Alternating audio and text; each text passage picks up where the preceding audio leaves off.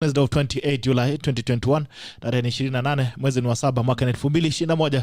Natumai kwamba uko salama na umeamka vizuri na uko tayari kuchapa siku. Pole tumechelewa kidogo kwa sababu ya hitilafu ya kimitambo kidogo. We had a technical problem but we are back online. Sorry tumechelewa leo. But as usual I request that please when you join in, please like. When you like, I get to know that you're watching us. And after you like, please share. When you share, you give someone else an opportunity to watch the broadcast. Please kifika pale like and share. Don't take even a second to share. Tafadhali fika pale, click share, piga share haraka upesi ili tuweze kusukuma broadcast ifikie watu wengi zaidi. Kama kawaida, kabla tuanze lazima tuende mbele za Mungu tuombe. Alafu tukirudi tunakuja kuona ni vipi wageni wetu tayari wamefika. Ni Siasa Wednesday. Tuko na Governor P Muchendu tayari amefika hapa. Tuko na Solomon KURIA na tuko na Madam pia, fan of the week. Aitwa anajiita Facebook Noni Bell. Anyway, namjua she is a fan of the week. She always calls in to contribute to the conversation. And as usual, you usually give fans an opportunity to be part of the broadcast and have a conversation with us. So she is a fan of the week for this week. Alafu tunajua ni vipi tusikie mawazo yake pia. Tuko na Solomon KURIA ambaye ni chair ama mwenyekiti wa Jubilee Youth League, vijana wa Jubilee. Lakini nilisikia kuna jamaa anasema ile Jubilee mpaka ni insurance. Sijui kama ni ukweli, atatuambia. Na Muchendu gavana, mtu wa chama cha kazi. Kazi ni kazi, lakini nimeona pia pala maofisi zimepigwa rangi. Kazi na pesa. Haya, nasikia kazi na pesa. Nimeona jana kuna watu wameanza kupiga rangi ofisi za kazi na pesa. Sijui ni wapi pale. Haya, Muchendu tatuombea kama kijana ya bishop. Shall we pray? All right. Father God, we want to bless your name this morning. We want to thank you for the gift of life, even for allowing us to be here. We pray as we start this program, dear Lord, you're going to start with us. Every conversation we shall have shall be geared toward the development of this nation. We pray that you may be with us, and even as we come to the conclusion, we shall be careful to give you glory. In Jesus' name we give thanks. Amen. Asante sana. Thank you so much. Acha nione wale members ambao wameanza kuingia. Member nambari 1, Emmanuel Serem. Good morning people. Good morning to you my brother. Charles Rotich, good morning. Jimmy Mary, good morning. Dixon Sambai, good morning. Gerald, it's been a long watching live from Kisumu, Europe. Kisumu imekuwa Europe. Asante sana Dixon Sambai. Kurusia Emmanuel Serem, Cheptap Kibirirat sama mwisho. Honorable Moses Benei Nyegeret na Leonard Serem all there from those diaspora. Kenya Graphics. Nasema finally before usingizi ingie. Good morning. Good morning to you my brother. All there from diaspora. It's good to see you. Masi Chepkwe, good morning. Kiblaka Trotit, good morning. Masi Chepkwe, morning. Balosi Eric Meja. Sergei alikuya ni Kakamega already, county already tuned in. Asante sana tu Balosi Eric Meja. Mpotea sana ndugu yangu. It's a pleasure to see you. Ristivan, good morning. Kipkwe Chwili, a very good morning. 035 low equal locked in. Asante sana. Moses Kamau Bishop mwenye good morning. Tackles on loud and clear from Sizebo. Seklen Masai, good morning sir, on my way to Masai land from Kanairo, the concrete jungle. Aya ungenitafuta bana. Ilikuwa Kanairo na uweze nitafuta tukunywa. Siwezi kosa kununua kahawa ama chai ama karanji mahali. Haya, Body Bonte morning. Kitale is well represented. Tunda. Good to see you my brother all the way from diaspora. Good morning Bito. Good morning, mpotea sana. Max Kimeli, nimekuja kukaa na Muthoni. Haya, Muthoni yako hapa anawasha moto. Amos Mbugwa tuned in from the city of Nottingham, UK. Good to see you my brother all the way from the UK. Jacqueline Chebichi, good morning. Tuned in from Kiambu. Balosi Eric Meja, good morning. Mr. Wamakoti. Ala. Hata maliza kuita rais wa mashati maza kuniita wa makoti. Haya, asante. Sergei Likiani Kakamega County, Elton Jones Pachero. Asama Elton Nandi Kapsabet Lona Trem, good morning. Good morning to my brother all day from diaspora.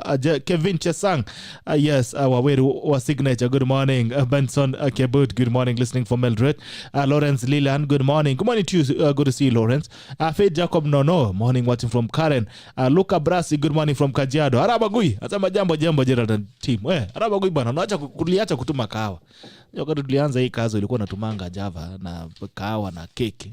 Siku hizi bwana umetuangusha. Hapa uchumi ndio imeharibika.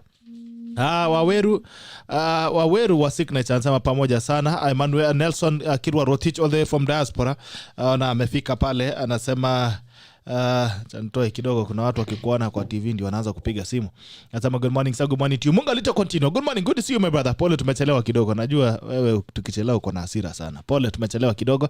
Amulinya Shadrack Nakuru locked in. Desmond Mutungu Ngogi, good morning. Bitoka Roki wa Masi niko ndani hapa Kayole. Amos Mbugush, do we Kenyans truly have short memories? To Kenya to its grave, none other than Peter Kennedy. Haya. Benjamin Kiprono, morning Kenya, sisi ndio kulala sasa Canada. Msilale. Ngojeni kwanza kidogo tuongee. Benedicto from Trans Nzoia live. Simeon Samuelson Tega, new member in the house from Nax Vegas. Good morning studio. Good to see you my brother. Karibu sana. This is your first time on the tackle. Karibu sana. Tulikuanga na kama coffee kalikuanga mali. Sijui Douglas kama bado makofi iko ile ilikuanga kwa. Bado tulikuanga na ile kama coffee. Dagi. Bado tulikuwa na ile makofi ya new members. Haya, karibisha huyo jamaa mgeni mpya. Haya, aitwa Samuelson Tega, karibu sana all the way from Nakuru. Kari Alvin, morning tacklers watching from diaspora Sydney. Desmond Mutungu Ngugi, Nairobi CBD iko ndani. Asante sana Andre Mambogo Washiko, morning Gerald watching from Dubai, ready to see Muthoni. Felix watu wengi wanataka kuona Muthoni sana. Muthoni. Hala. Good morning, GB. Getting you live from EMC, waiting for the enlightened from Siasa Wednesday. As usual, Charles Owidi Jr. Love politics like Siasa. Aya. Jerob Shalin, and some good morning, Gerald. Good to see you, Jerob Shalin. Abdel, well done. Live juu ya mawe Kanairo. Steve Jr. anakuona pale anasema watching live from Nandi. Rono Magut locked in. Honorable Kaara Masharia, good morning from Thika. Watu wa Kano, tingiza gedole. Chris Cheriot, good morning, watching you from ATC, Kabera, Australia. Good to see Chelagat Mayore, pamoja hapa Westlands. Robert Rotich Kipiator, all the way from Chepkumi. Mwambie Muthoni, I'm right here cheering. Yoni Luka. Na John Ndiki Wanaina, good morning. All good morning. Good to see you. Kipchirchir Arab nani huyu amepotea. Kipchirchir Arab Bet anasema good morning Gerald and the panelist. This is Bernard wa Game Plan Safaris. Asante sana. Gagife all there from Thika. Good morning. Good to see you my sister. Haya, tunaingia kazi haraka upesi na if you want to use it it's fine. Haya, tata na Mshendu. Siku mingi. Mimi niko salama kabisa. And I need to sue you. Because ndio kunipeka kitu. Kwa sababu you keep giving me notices za 20 minutes. But I appreciate you. One thing about you Mshendu. Yes. Unajua ndio unaweza kuwa kiongozi haraka. Kwa sababu on short notice I called you at around 7 something. Yes. And you're already here. Yes. Even earlier than these people of mine I called 4 days I value the I appreciate that you're always ready to come in and have a conversation with these people. I value the actually knew you still in Matthayos. I must Busia. So nikasema acha nibahatishe because nilikuwa najua wewe ndio unaweza kuwa driver ambulance. Well, I've been in the last few weeks I've been based in Busia doing some few things regarding our new party. As young people, we feel that we want to have our own brand, and with the help of Gatundu Member of Parliament, we are registering a new party called Chama cha Kazi. We'll probably be getting our full certification this week from the Register of Political Party.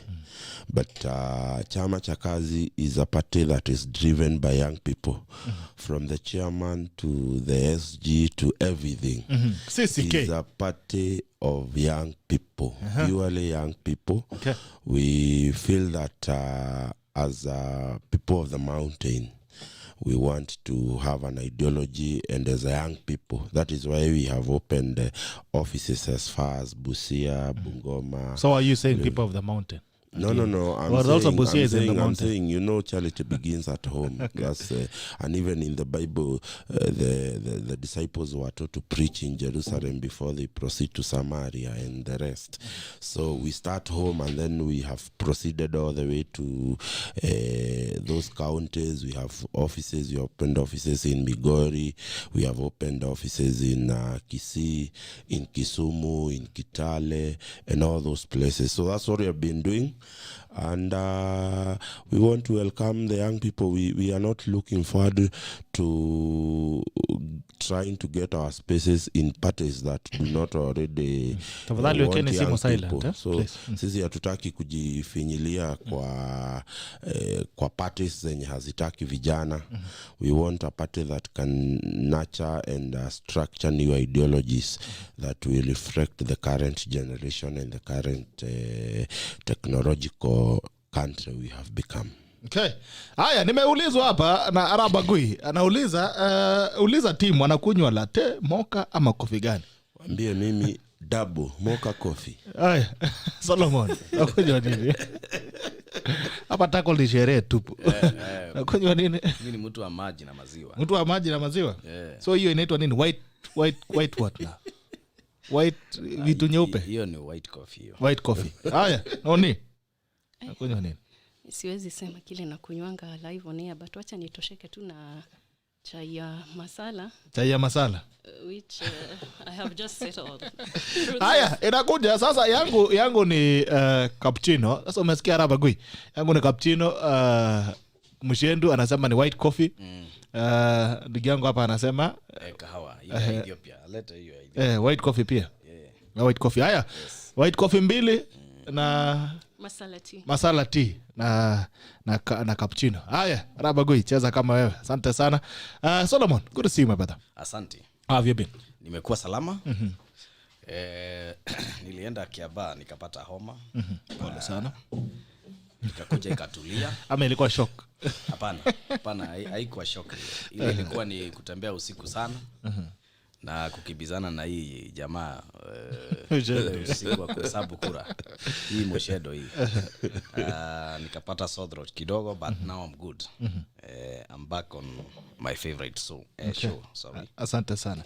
What's new? What's the state of the nation? Mambo ni Kenyans believe 72% of Kenyans believe the country is in the wrong direction, but anyway, we'll come to that. What's salimiana na noni kwanza? With COVID we cannot be on the right direction, of course.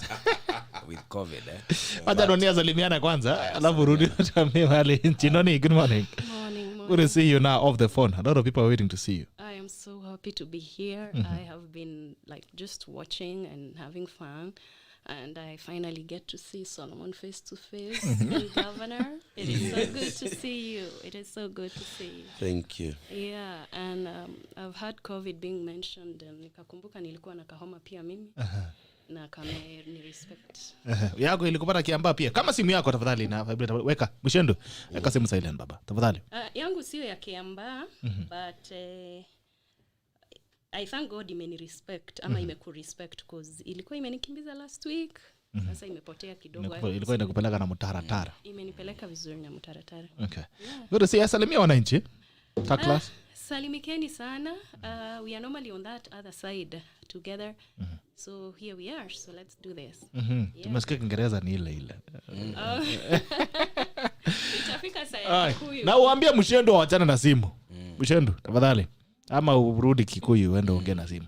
Haya, nitaanza na wewe Solomon. Yes. 72% of Kenyans believe the country is headed in the wrong direction. What do you think is the state of the nation? We have to look at who conducted that survey, because that is huge. Okay. That is huge. 72% is way overboard. But if TIFA, that's what they found out, it's okay. But there could be a number of challenges that are facing Kenyans. We also saw the DCI report on the number of people who have committed suicide in the last 3 months. In the last 3 months, and you have seen the number is quite high. Yeah. But I would say I attribute that to the aftermath. Not even aftermath, because we are still in COVID period. Okay. You find out that when COVID came, there are so many challenges. So many. And I'm attributing those suicides to when the churches were closed, the mosques, Okay. chamas, gatherings, welfare groups. There were no meetings. You know, people can suffer throughout the week, but once they get to church, there's some hope from the pastor that takes you across the week as you wait. Now you are suffering in silence. You break up with your wife or spouse. There's nobody to intervene, because in any case you're not supposed to be meeting, you're not supposed to have contact and all that. And I believe it's time as a country we invested heavily on mental health. I remember there was some time during COVID when the president said that he's setting aside some money for mental health. And some people have him off, saying, no, we have immediate needs to stock of mental health. I believe it is a high time now as a country we invest heavily on mental health, and we treat counseling with the seriousness it deserves. Okay. It's very expensive in this country to get a private counselor. Very expensive. Those people should be very accessible. We should train as many as possible, because now we can see clearly that we are dealing with mental issues.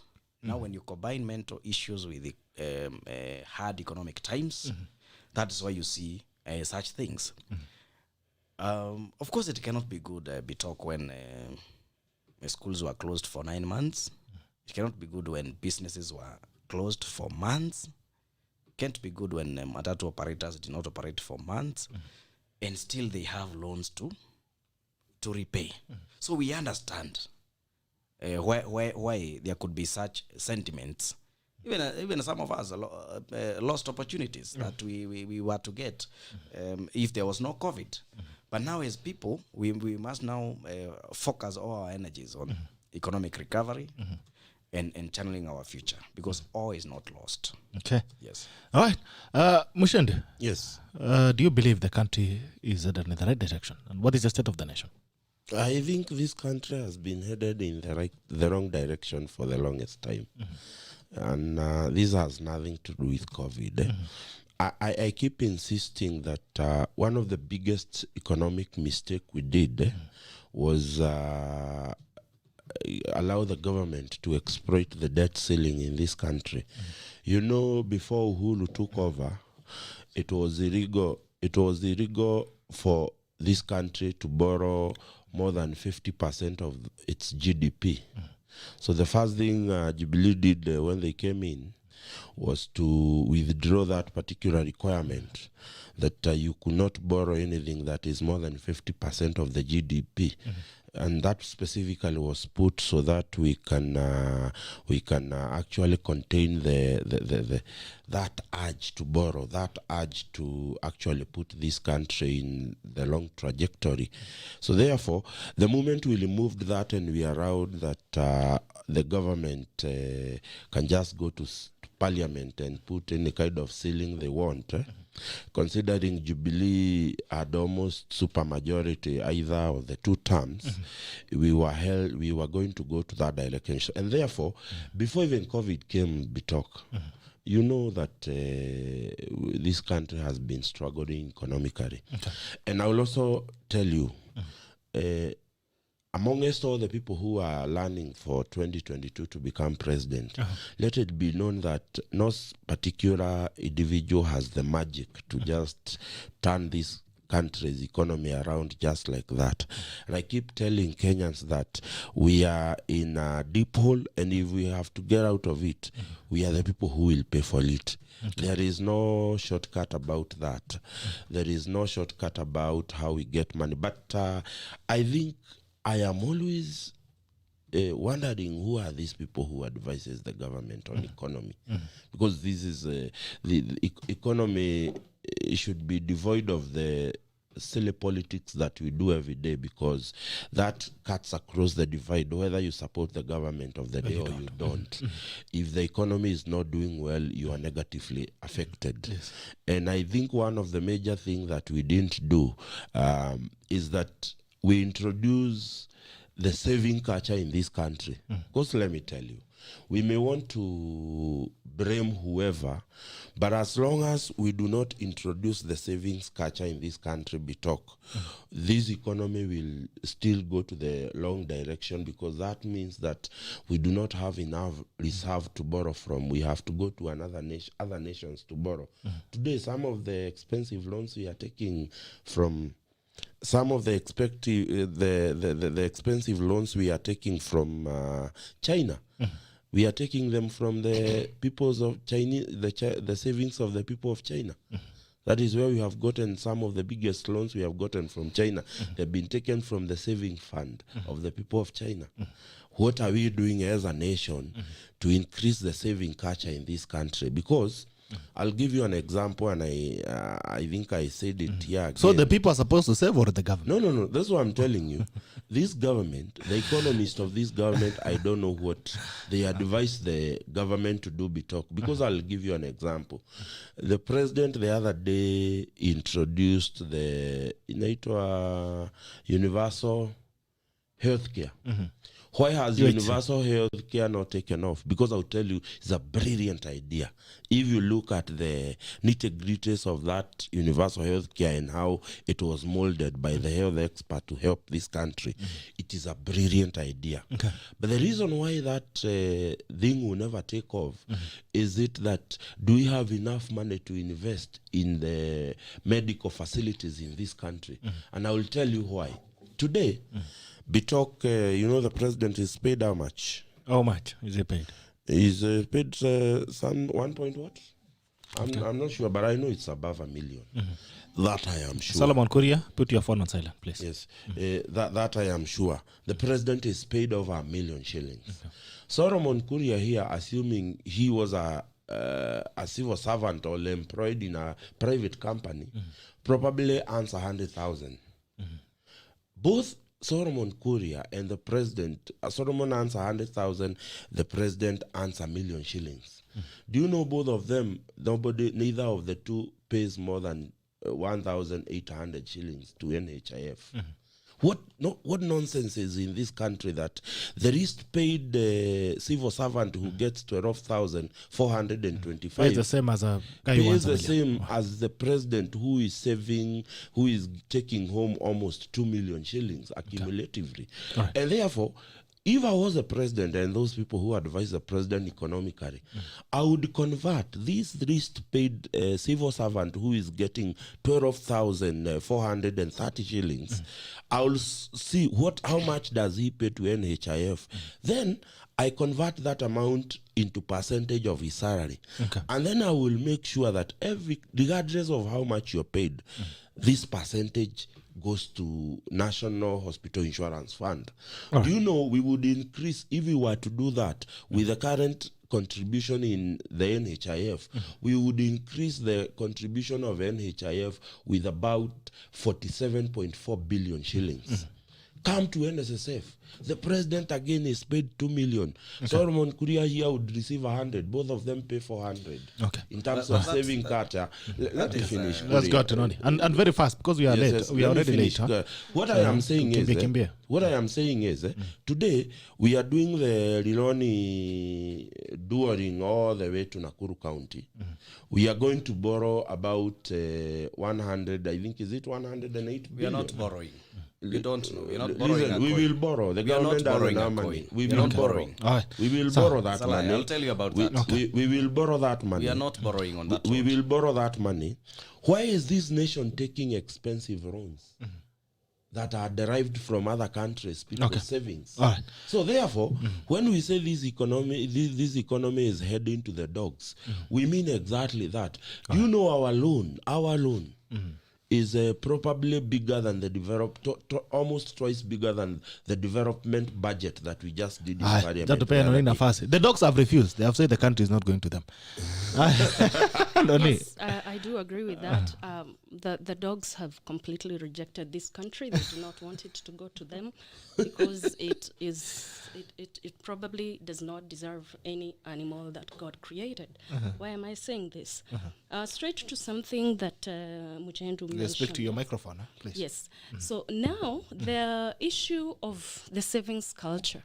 I do agree we have a poor savings culture, but it is the people who, the low income earners are the ones who don't save. Okay. I tell you this, Bitok. Last year, during COVID, around May, June, we had around 320 B that was stashed abroad by our billionaires. Okay, well, let me call them tetragazillionaires, who are these people who are, they're of a different cadre from the rest of us, and they're the people that Muchendu is talking about and saying that they're paying their 1,000 bob for NHIF, which they never even use. Let's start there because they have other comprehensive covers. The issue of the debt ceiling, well, it is a big deal, and the fact that we topped up the debt ceiling, that was in itself grossly wrong. Okay. But now look at it. Domestic borrowing, that's where we used to get our money from the money markets, from the fixed deposits. That then the banks would end up lending government. That's what the money markets and the T-bonds and the T-bills and all those corporate bonds and commercial papers are for, and debentures. So now that the government is insisting on borrowing abroad, and yet the same people who serve in the government, some are even in the opposition, they are stashing their monies abroad. What Do we have opposition? when we did have the semblance of opposition that we do have. UDA is opposition. Okay. Current. Solomon, this is not a campaign. You're going to have to tame your heckling. So now, this issue of people stashing money abroad, then we have to borrow, is counterintuitive. Okay. It does not even make any economic sense. So why not have those billionaires get the money where they get it? I'm not going to say much because nowadays when you speak, you might end up in trouble. So the same money, we can just have it circulating within our economy. That would make a lot of sense. So the fact that they're stashing it abroad means it is sinister. So our country is not even headed to the dogs. The dogs have rejected it. We agree on that. Our money markets are starving. The last bond we had, I think, was the infrastructure. Yeah. And that would mean we've not had any, we've not asked the public for money because the public that has money does not even have it in Kenya. And then the rest of us continue paying the same tax with the people who are earning so much because you know the tax brackets, you know them from 100,000 kuendelea, it is the same bracket. So there's a slogan that has been going on in the US, tax the rich. I think it should go everywhere, that we should not have the same tax brackets for people who are earning those gazillions with somebody who is earning 100,000 like Solomon here, who probably is earning slightly more than that. Looking at the texture of his skin, he definitely is making much more than that. Are you a dermatologist? No, I am a woman. That is. So women can tell money just by just looking at you. Are you kidding me? I am a Kikuyu woman to make matters even worse. Allah. So essentially, yes, that's what I have to say about that. And this issue of the debt ceiling, like Muchendu is saying, the next government, whoever is going to take charge of it, is not going to have a magic wand that they are going to wave. Yes, we are optimistic. All of us are optimistic. Whether it's the guys from Solomon's camp who have their person, or whether it's me who probably also wants to vie at so Anatosha, or whether it's Ruto who I'm a sycophant of, whoever is not going to have a magic wand to wave. There's going to be a lot of work we need to do. But I'm insisting on this. The fact that we are in a hole does not mean we continue digging. So we should stop the borrowing and spread the tax. I mean, the taxable people, we increase the surface area that the people who can be taxed, so that at least we can be able to slowly start growing out of it. I know we cannot do that right now. It's a year to elections, but we are hoping. We are really optimistic as a nation. All right.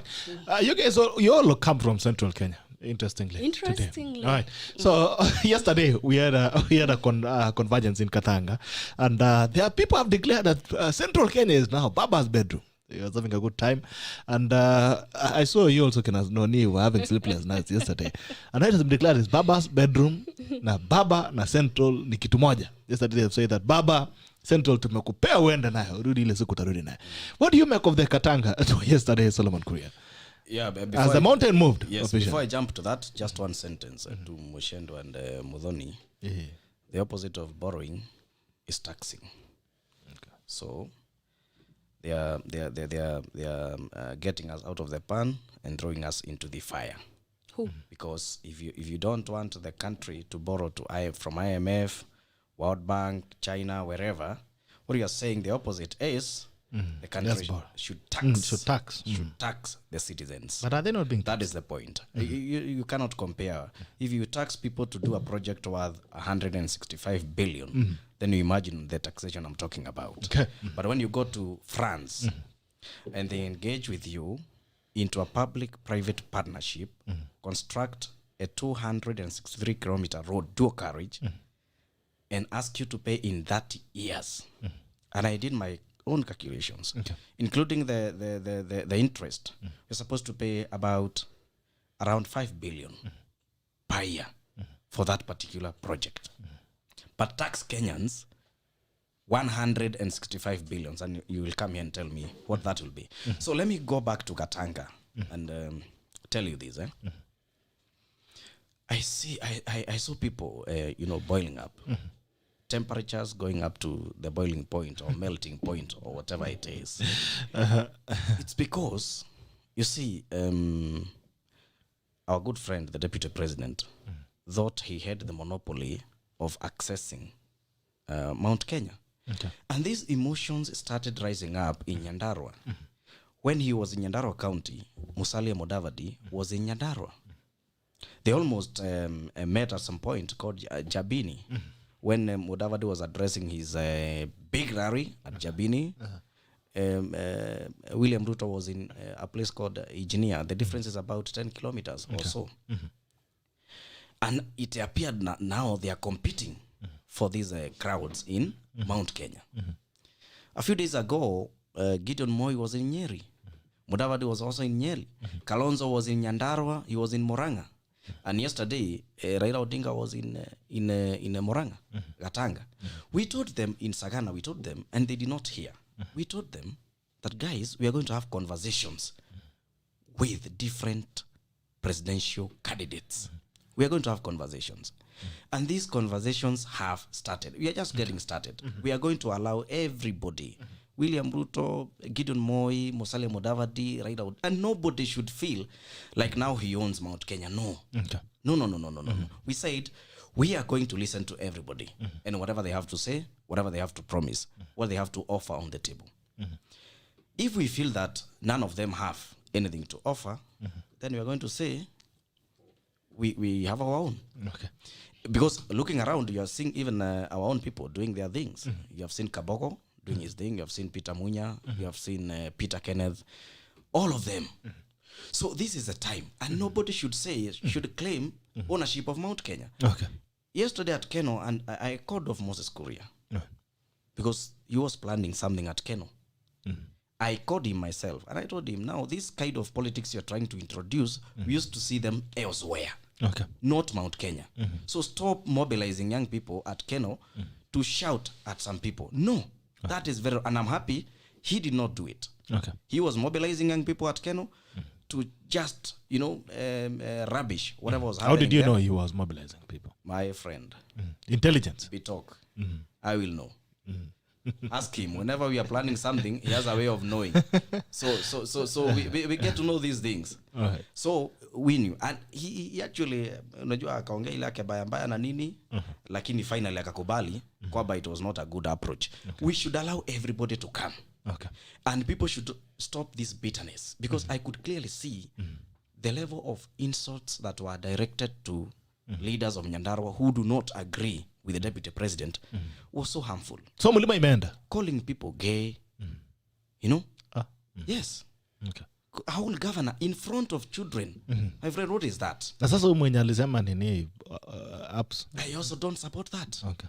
You see, this political hygiene is going to the dogs. And people are forgetting that even as you talk, children are watching. All right. And they would say tomorrow that it's okay to insult people, because when you insult people, you are elected, you become a leader. It is wrong. So these temperatures are rising because some people feel entitled. Like I've been to Mount Kenya for the last 4 years, campaigning, going corner to corner, having fundraisers in churches. I deserve to be, the surrogate kingpin. Okay. So has the mountain gone? Is the mountain now with Raila Odinga? The mountain is in a conversation. Okay. We're having conversations. And let me tell you, just like somebody, I said somewhere else this week, Mount Kenya will vote in one ballot box in 2022. But by the time we are getting to August 9th, we shall have decided it is this person and we are voting for this. Because he will do A, B, C, D for us. This is how his government will look like. We shall have steak. Our tea, our coffee, our roads will be made, and everything else will be taken care of. This is the person. So that time is coming.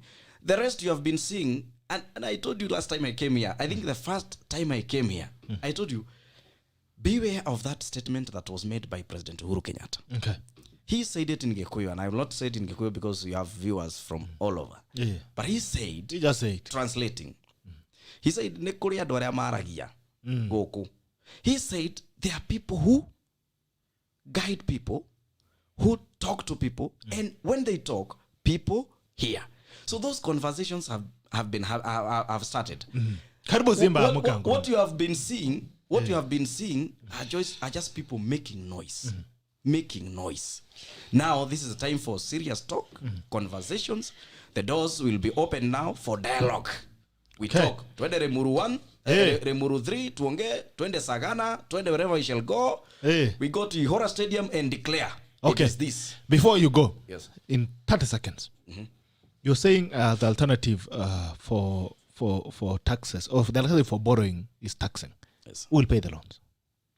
Now we are being taxed to pay the loans. Yes, year loan, we are being taxed. What so what's the difference? When you have taxes distributed within that years, is not the same as where if this project has to happen within 1 year.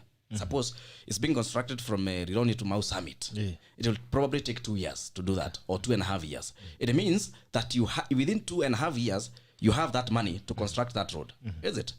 But France is telling you, we can give you that money, you pay within 30 years. Okay. It's like getting a new car, Bitok.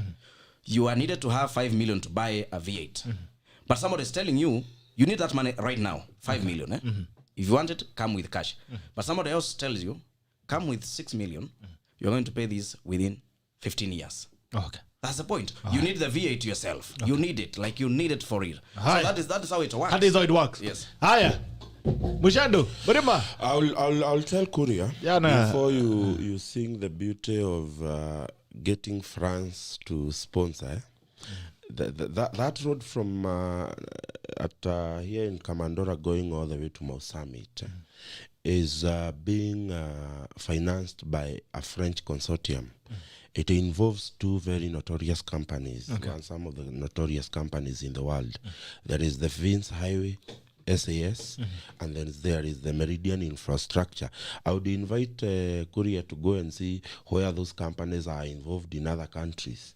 It is in the long run, Bitok, I would rather they tax me to do that road than have my tax spread over 30 years in a very expensive income for those companies and for government. Because Vince Highways and Meridian Infrastructures are government-funded companies in France. So indirectly, the government is doing indirect business with this nation. And I will invite KURIA to go and study how the project brought by the French government that was called Road 2000, you may have heard of the project. What became of that project? What was the value for this country for that project? At the end of the day, with the Road 2000, we ended up losing money because they were investing in gravel roads that do not make sense at a very high cost. Now, having said that, I will also tell my friend KURIA that he and his team of this failed government do not have what we call the monopoly of the central vote. You know, it is Bitok. KURIA is telling you these mountains have spoken and they will speak the voice he wants them to speak. It is the same people who are telling you who lost the Gaturi ward seat. It is the same clique of readers, old guards who lost the Juja seat. It is the same team that has just recently lost the Kiambaa seat. I mean, if Bitok, I am telling you, I am an expert in this, I should at least be looking at what you have done previously, coming toward where you want me to join you. I look at your track record from there going back.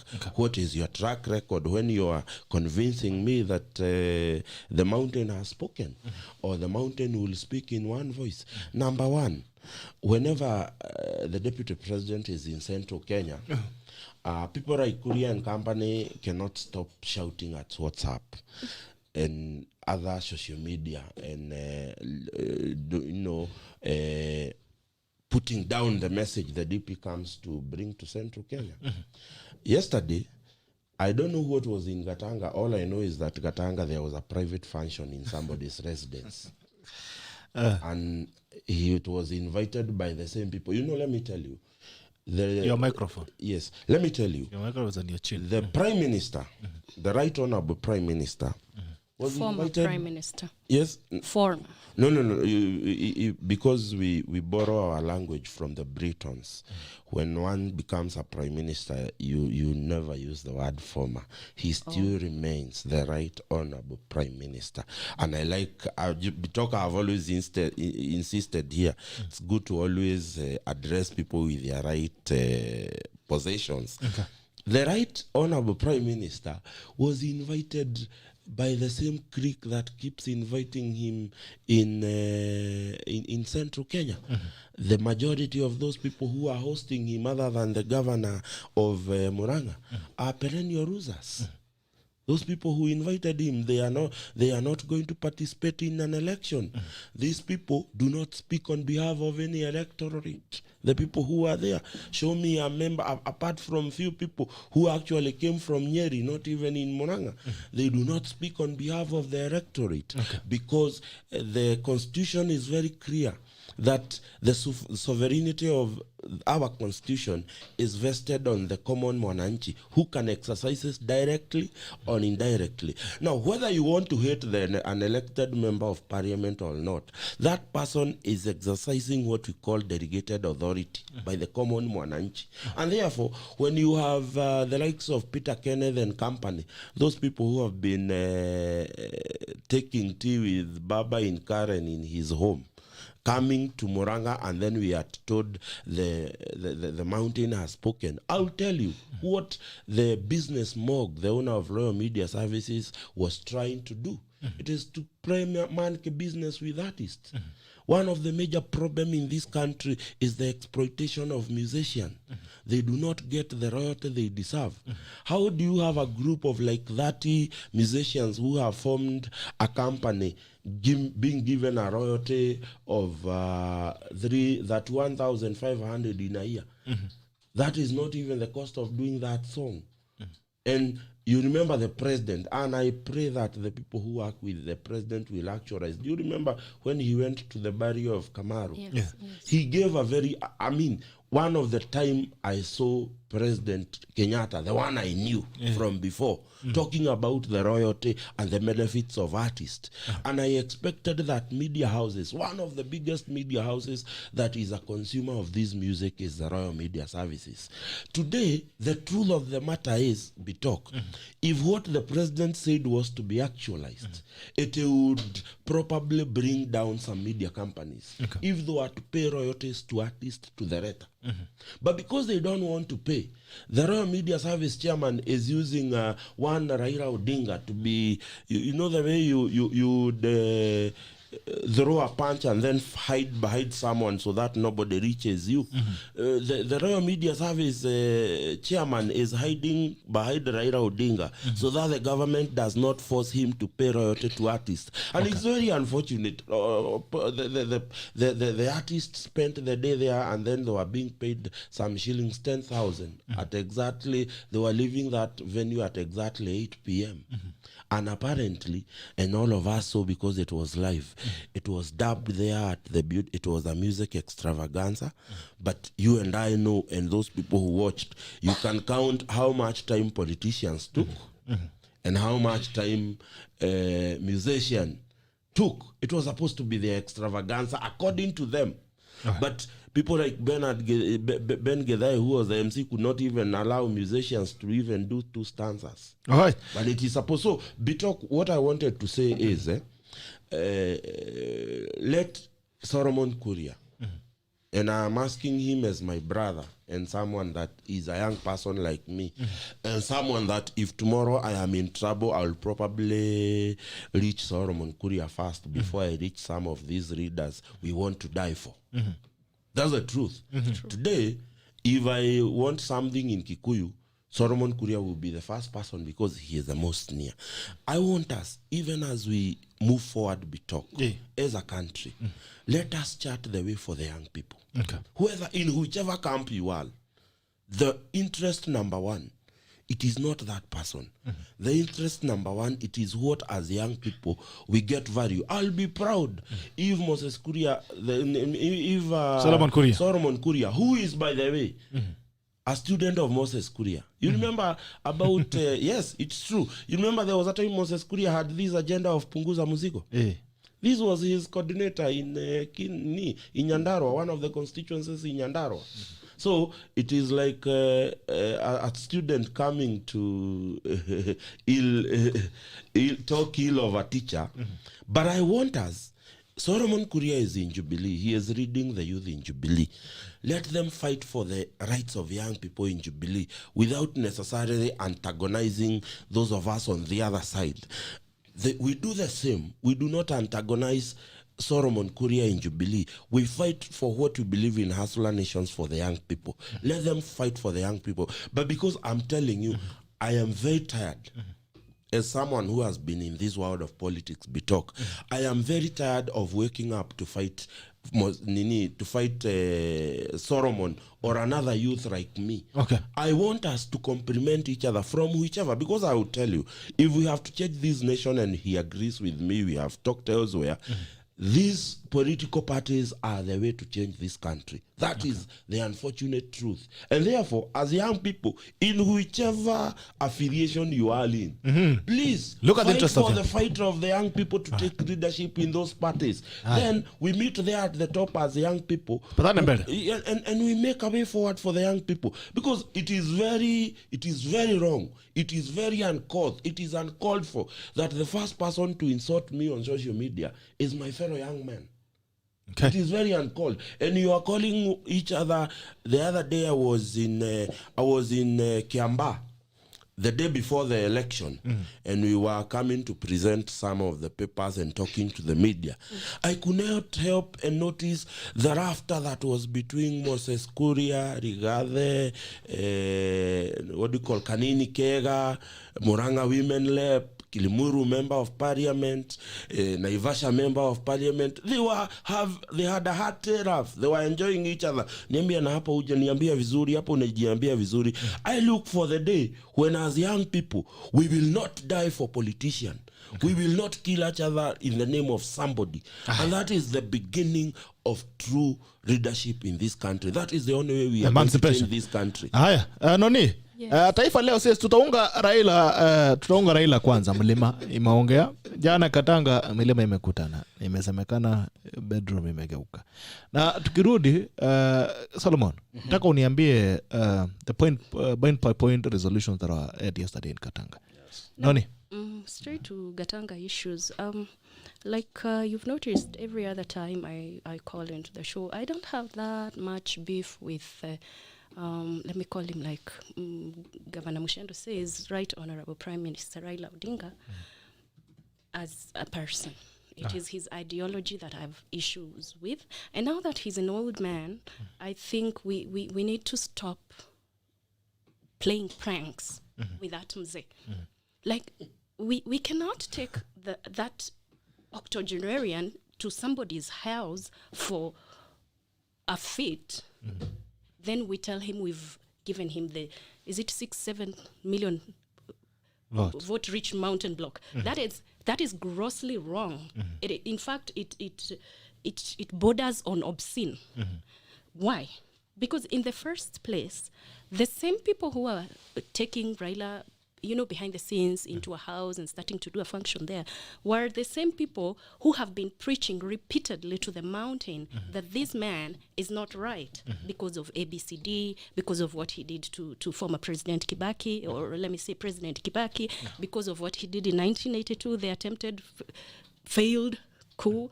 They're the same people who we grew up hearing them telling us how this man is not good for this nation. Okay, I do agree that people change, and with growth comes change. Yes, we might have changed our minds, and I do agree. In fact, I remember when there was the handshake and all that, I was like, finally, the drama is over.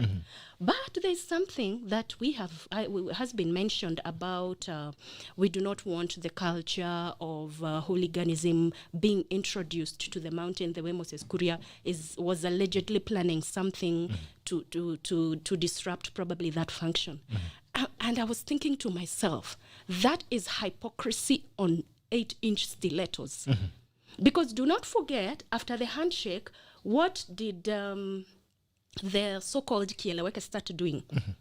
They went on an all-out offensive. So what you see some of us doing is a counterattack. In fact, it's not even a counterattack. It's a form of defense. So when somebody says, Moses KURIA had talked to some youths and they were supposed to God knows do what, and we do not want that kind of behavior in the mountain, yada, yada, yada. I'm thinking, are you kidding me right now? You people started this nonsense. We had a peaceful nation. Actually, the handshake was a sign of peace to come, wasn't it? Didn't you feel that finally? Then, after the handshake, what happened? An all-out offensive. Oh, Ruto is this. Oh, they were even drawing caricatures of women like Alice Wahome. That's my mother. Like, people are drawing caricatures and sharing them. Then we are being told today, 4 years later, that Ruto has been campaigning on the mountain. Ruto has been ABCD. No. Ruto has not been campaigning nowhere. Ruto is an errand boy. Let's not forget that. That's what he says himself, isn't it? Mimi ni mtu ya mkono. He's an errand boy of the executive. I'm saying this in the best terms possible. You know I love him. Okay. But that's what he does. So when you see him going, he is going for his work. That his work is part of him campaigning indirectly. Okay. What is wrong with that? What is wrong with that? So jana mlima imeenda ama ijaenda? Hii mambo ya mlima kuenda in the first place, mi nasema these people wanakosea huyu mzee, because mlima hakuna mahali ilikuwa iende ama isonge ama ipande ama ishuke, because do not forget watu wa mlima wako na attitude fulani. Si kama watu wa what do you call a lake in Swahili? Wa huko ziwani. They do not go ati who like we've always been. There's Matiba, there's Kibaki, there's mountain people are not operated with a remote. Okay. That would be, in fact, sorry to say this on air, but that would be idiocy of astronomical magnitudes to assume. So when Solomon KURIA goes to the Muru, you are sure this thing will not change? It says no. What I'm saying is the mountain could go somewhere. What I know for a fact, it is not going to go to Raila Odinga, because he has lost steam. Let's not forget that. He's not even a potential for the 2022. Okay. Even if it will go anywhere, it is not going to go to Raila. And then another thing, the fact that he went to somebody's house, he did not go to all those stadiums that have been mentioned. And I'm thinking these people are deceiving Raila, and I think even Raila knows they are deceiving him, but he's just playing along. We should be having actual functions that involve people. Kama ile ya Githurai pale walikuwa wanatuangwa mawe, which I think was wrong. We were not supposed to do that to the Right Honorable Prime Minister. But such events that are actually meet the people, so that if they are marketing this gentleman, it is his right. He's a Kenyan. So he can be marketed, yes, but don't take him ati huko katikati ya majani, go stash him somewhere in a house, send a funny message to artists, tell them to come over, then say, oh yeah, the mountain has gone. This issue of tribal politics, that we are a block. You heard Kabogo what he was saying. Ati sisi ni mto kubwa sana, lazima wamwagilie to us. This is a different Kenya. Hata sisi mto kubwa, wacha tumwagilie kwa ocean, because we are not the biggest as a nation. And you mentioned that we are all already here. What gives us ati special? Kwa hiyo special tunajipe special. Si hata mtu inaenanga kwa ocean. Na ocean ina evaporate kwa sky. Then sky inarudi. So as human beings we are what? We are a cycle. We should stop those attitudes na hiyo kujifanya eti sisi ndio tunafaa tupewe priority, tuko na vote block ya diada. Tukianza kugawana Wakikuyu, tuanze kuambiana Wakikuyu wa Nyeri, Wakikuyu wa Kirinyaga, Wakikuyu. We will be split into fine pieces, isn't it? Yeah. So the same way tunagawanyishwa Kenya eti mountain block iende hapa na mountain block isiende pale, ati na Ruto anasema eti yeye ndiye ana own mountain. There is no part the deputy president has ever even kwa suggestion ashawa isema iti he owns the mountain. That is a blatant lie, and it is very wrong to lie about a leader. It's the same way if I were to come here and say ati Raila Odinga is the one who said he's taken the mountain. No, it is innuendos by the people around him. So even that Ruto has taken the mountain is innuendos. The actual thing is that the mountain loves Ruto, and there's nothing we can be able to do about that. When people like you, they like you, they like you. And let us not forget one thing. The mountain is not even hating Uhuru. The way people say it, the mountain hates Uhuru. What we hate is the hunger. What we hate is the taxes. What we hate is the poor prices for milk and for our produce. What we hate is kubomolewa usiku. What we hate is the hate that has been propagated. In fact, I will say this without blinking. State sanctioned poorly choreographed, of course, very poorly choreographed, but state-sanctioned offensive against a leader in the same government in the 21st century, Bitok. That is offensive, that is wrong. And you know, we are doing that. There's something Solomon has said, and I appreciate. We are doing all that, and our children are watching. We are doing that, and our kids are watching. You want to tell me our kids will be able to respect each other?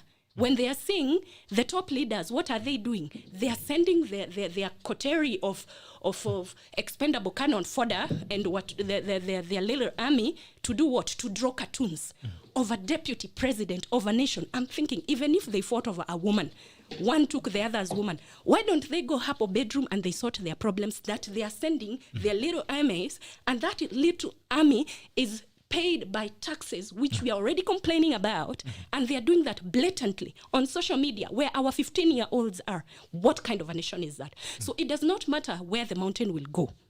The nonsense we started in 2018 of hating and hating and hating on a particular person and his community. Bitok, I'm sorry, you're from that community, but have you seen Kalejinga, Murkomeno, Sijui Nini? And these people are doing that in broad daylight. And you want to tell us about Sujui Moses Kuria said what and children are listening. When you have been drawing cartoons, when kids are not seeing those cartoons.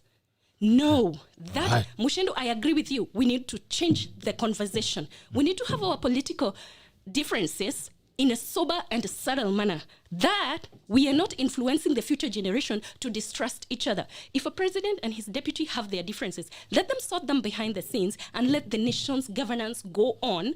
And when the term is over, whoever wants to continue governing can do that. But life goes on. And life goes on, but we do not claw at each other and remove each other's clothes in front of our children. That is what we have been doing for the last 4 years. Okay.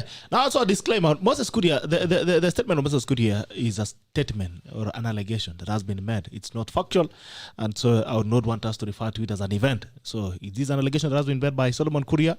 It's not a fact yet until it's verified. So let's not refer to it as an event or as a plan that happened or as an execution. So if you are going to refer to that event or the plan, alleged plan by Moses Kuria to disrupt a meeting, please refer to it as an allegation, not as an event or as an activity that has been sanctioned or as a fact. I think I should make that clarification so that I don't run into headwinds with anyone. Now, Solomon Kuria, what are the deliberations from Kathanga in less than a minute? First, and the resolutions. I like your ethics in journalism. That was a good disclaimer. The declarations were not many.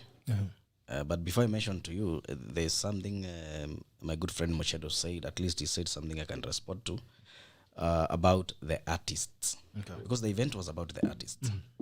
And I want to remind Muchendu. Because Samido is my very close friend. Okay. Jose Gatutura is my very good friend. Those are the leading musicians in Mount Kenya today. I was there when the first song of Jose was played at Inoro FM. We were listening to the song with him. We sent a text message to the presenter and we told him, kindly try out this song. Samido, his first song, when it was played, we were together. When those two songs were played on Inoro FM, continuously, for some days, for some weeks, the lives of Jose and Samido changed completely. The free marketing they got, because listeners would always ask, nicheze hiyo ya sina kichwa mzuri, dile mtu wa mwega. Play that song. It's the one I want to hear. Okay. Play me that song of Jose de Akihanya. Say hi to me. Don't sell greetings to me. Those two songs sold those musicians in the whole of Mount Kenya. They started getting business from the bar owners, from people having events and all that. Okay. I would like to ask Muchendu to show me the invoice that was sent to Samido, the invoice that was sent to Jose by SK Masharia, because he owns the station. Today you do a good song. It will be played on air, free of charge, to entertain the listeners and market the musician. Without the songs, what do the media play? Are we together? That's the point. So I'm saying it is very wrong to come here and condemn a musician, a media station owner. Today, this is going to grow. Okay. This your show is going to grow big time. You probably are going to run a TV show or even a radio station. Amen. And you're going to promote musicians from every corner of this country. Yes. Nobody should come to you tomorrow and tell you, be talk. You know you have created a musician. To come and tell you are stealing from musicians. But without those musicians singing, what could I be playing? You are stealing from them. What are you stealing from them? Are you stealing anything from them? Today, if you play a song here, a good song, a nice song, are you stealing from anyone? Are you stealing? Imagine a radio Intellectual station. property. Gojani, hold up, guys. Hold up. Intellectual Don't property. let it not be like Mushendu. the owners are doing musicians any favors. Hold up, okay. Can you defend me from heckling? I've defended you. I've listened to them. You are defended. And actually, you should I have no allocate me apology. more time. I should have no apology for Mushendu, heckling. please, we are wasting time. I have no apologies. Mushendu, we are wasting time. You had your time. Nobody interrupted yes, you. yes. But Let him not speak. Interrupt. You know, are doing any favors. So, that's the point. Oh. And even musicians themselves. You know, pilipili usioila sijui ya kuashia nini. Yeah. The musicians always testify and say how those local radio stations have made them grow. Mushedo is not a musician. I am not a musician. Number 2, the declaration. Let's go to Katanga. Declarations. One of the best. And this is where it is. And I will conclude the whole event by saying this. There's a bill in Parliament by Gladys Wanga that is coming up with clear, well laid out solutions to the issues of copyright to artists, musicians, how they should be paid their royalties, and all that. Okay. There's a bill in Parliament. It is actually she was instructed to fast track the process and make sure that comes to fruition. It is taken to the president and it becomes law. That today, if it is that skiza something, today they are paid I think 16% of it. At least it goes up to 52%. Let them be the biggest shareholders. They are the content creators. They are the owners. If they get 52% for every 52 cents for every 1 shilling that is spent on skiza, if that is paid to musicians, then it will be a lot of money. I can tell you today, even with that very little 16%, I know of a Kikuyu musician who pockets 3M. 3 million. Yes. Okay. From Skiza. From skiza with just 16%. So you can imagine with 52% what that person would pocket. That is what we want. All right. And Bitok, let me tell you this. If that becomes law today in this country, it will benefit every musician, those who support Raila Odinga, and those who do not support him. Leave alone this conmanship of getting a few musicians who sing songs about you, who support you. You give them 20,000 and leave out everybody else who do not support you. Because we know it happens elsewhere. Okay. Musicians are caught somewhere in Karen, they are given some money because they support someone. If this one becomes law, it affects everybody. Those who support Raila and those who do not support him. That is what we need. Policies. Okay. That are Another set. declaration? Because of That's time? number 1. Number 2, we declared and agreed that we are no longer going to live in this stereotype that was put in our people's mind that Raila is a bad omen in the region. You know, people have campaigned against Raila Amolo Odinga in the region for the last, I think, 40 years, 30 years, campaigning against this man, saying how bad he is. No, he was told, start moving across the mountain. Talk to people. Do not give in to that stuff. You know, they have already said, I have heard them in rallies, nyinyi ni watu wa kwenda kwa ODM. Nyinyi ni watu wa kwenda kwa Raila, as if it's going to hell. That stereotype is what we do not want. Okay, declaration number 3. Is everybody come and have their space in the mountain. Declaration number 3. Number 3. And this one we agreed. Point to and point. you had Waiguru saying it. That the mountain will take a clear direction. And we don't forget about this thing, this beautiful English of mountain does not is not directed to one direction, or I don't know what. Let me tell you, in 2013, we voted for Uhuru Kenyatta, even with the ICC case. In 2017, we voted again for Uhuru Kenyatta. Over 90% of us. Over 90%, you're not telling me, show me one candidate, presidential candidate, who had 5% from Mount Kenya, 3% from Mount Kenya. Out of all those who are there against Uhuru Kenyatta, show me one. There is none. There isn't. And that shows you the mountain votes in one block. Okay. It's only that when there was Matiba and there was Kibaki, they were still voting for Kibaki and Matiba, who comes from the mountain. Right. Are we together? They were not voting for more. So you're saying they're going to vote for someone from the mountain? We are going to, that someone has not yet been settled on. Let people stop the propaganda that it is Raila Amolo Odinga. No, we are still having conversation. But one of the declaration is, as we said in Sagana,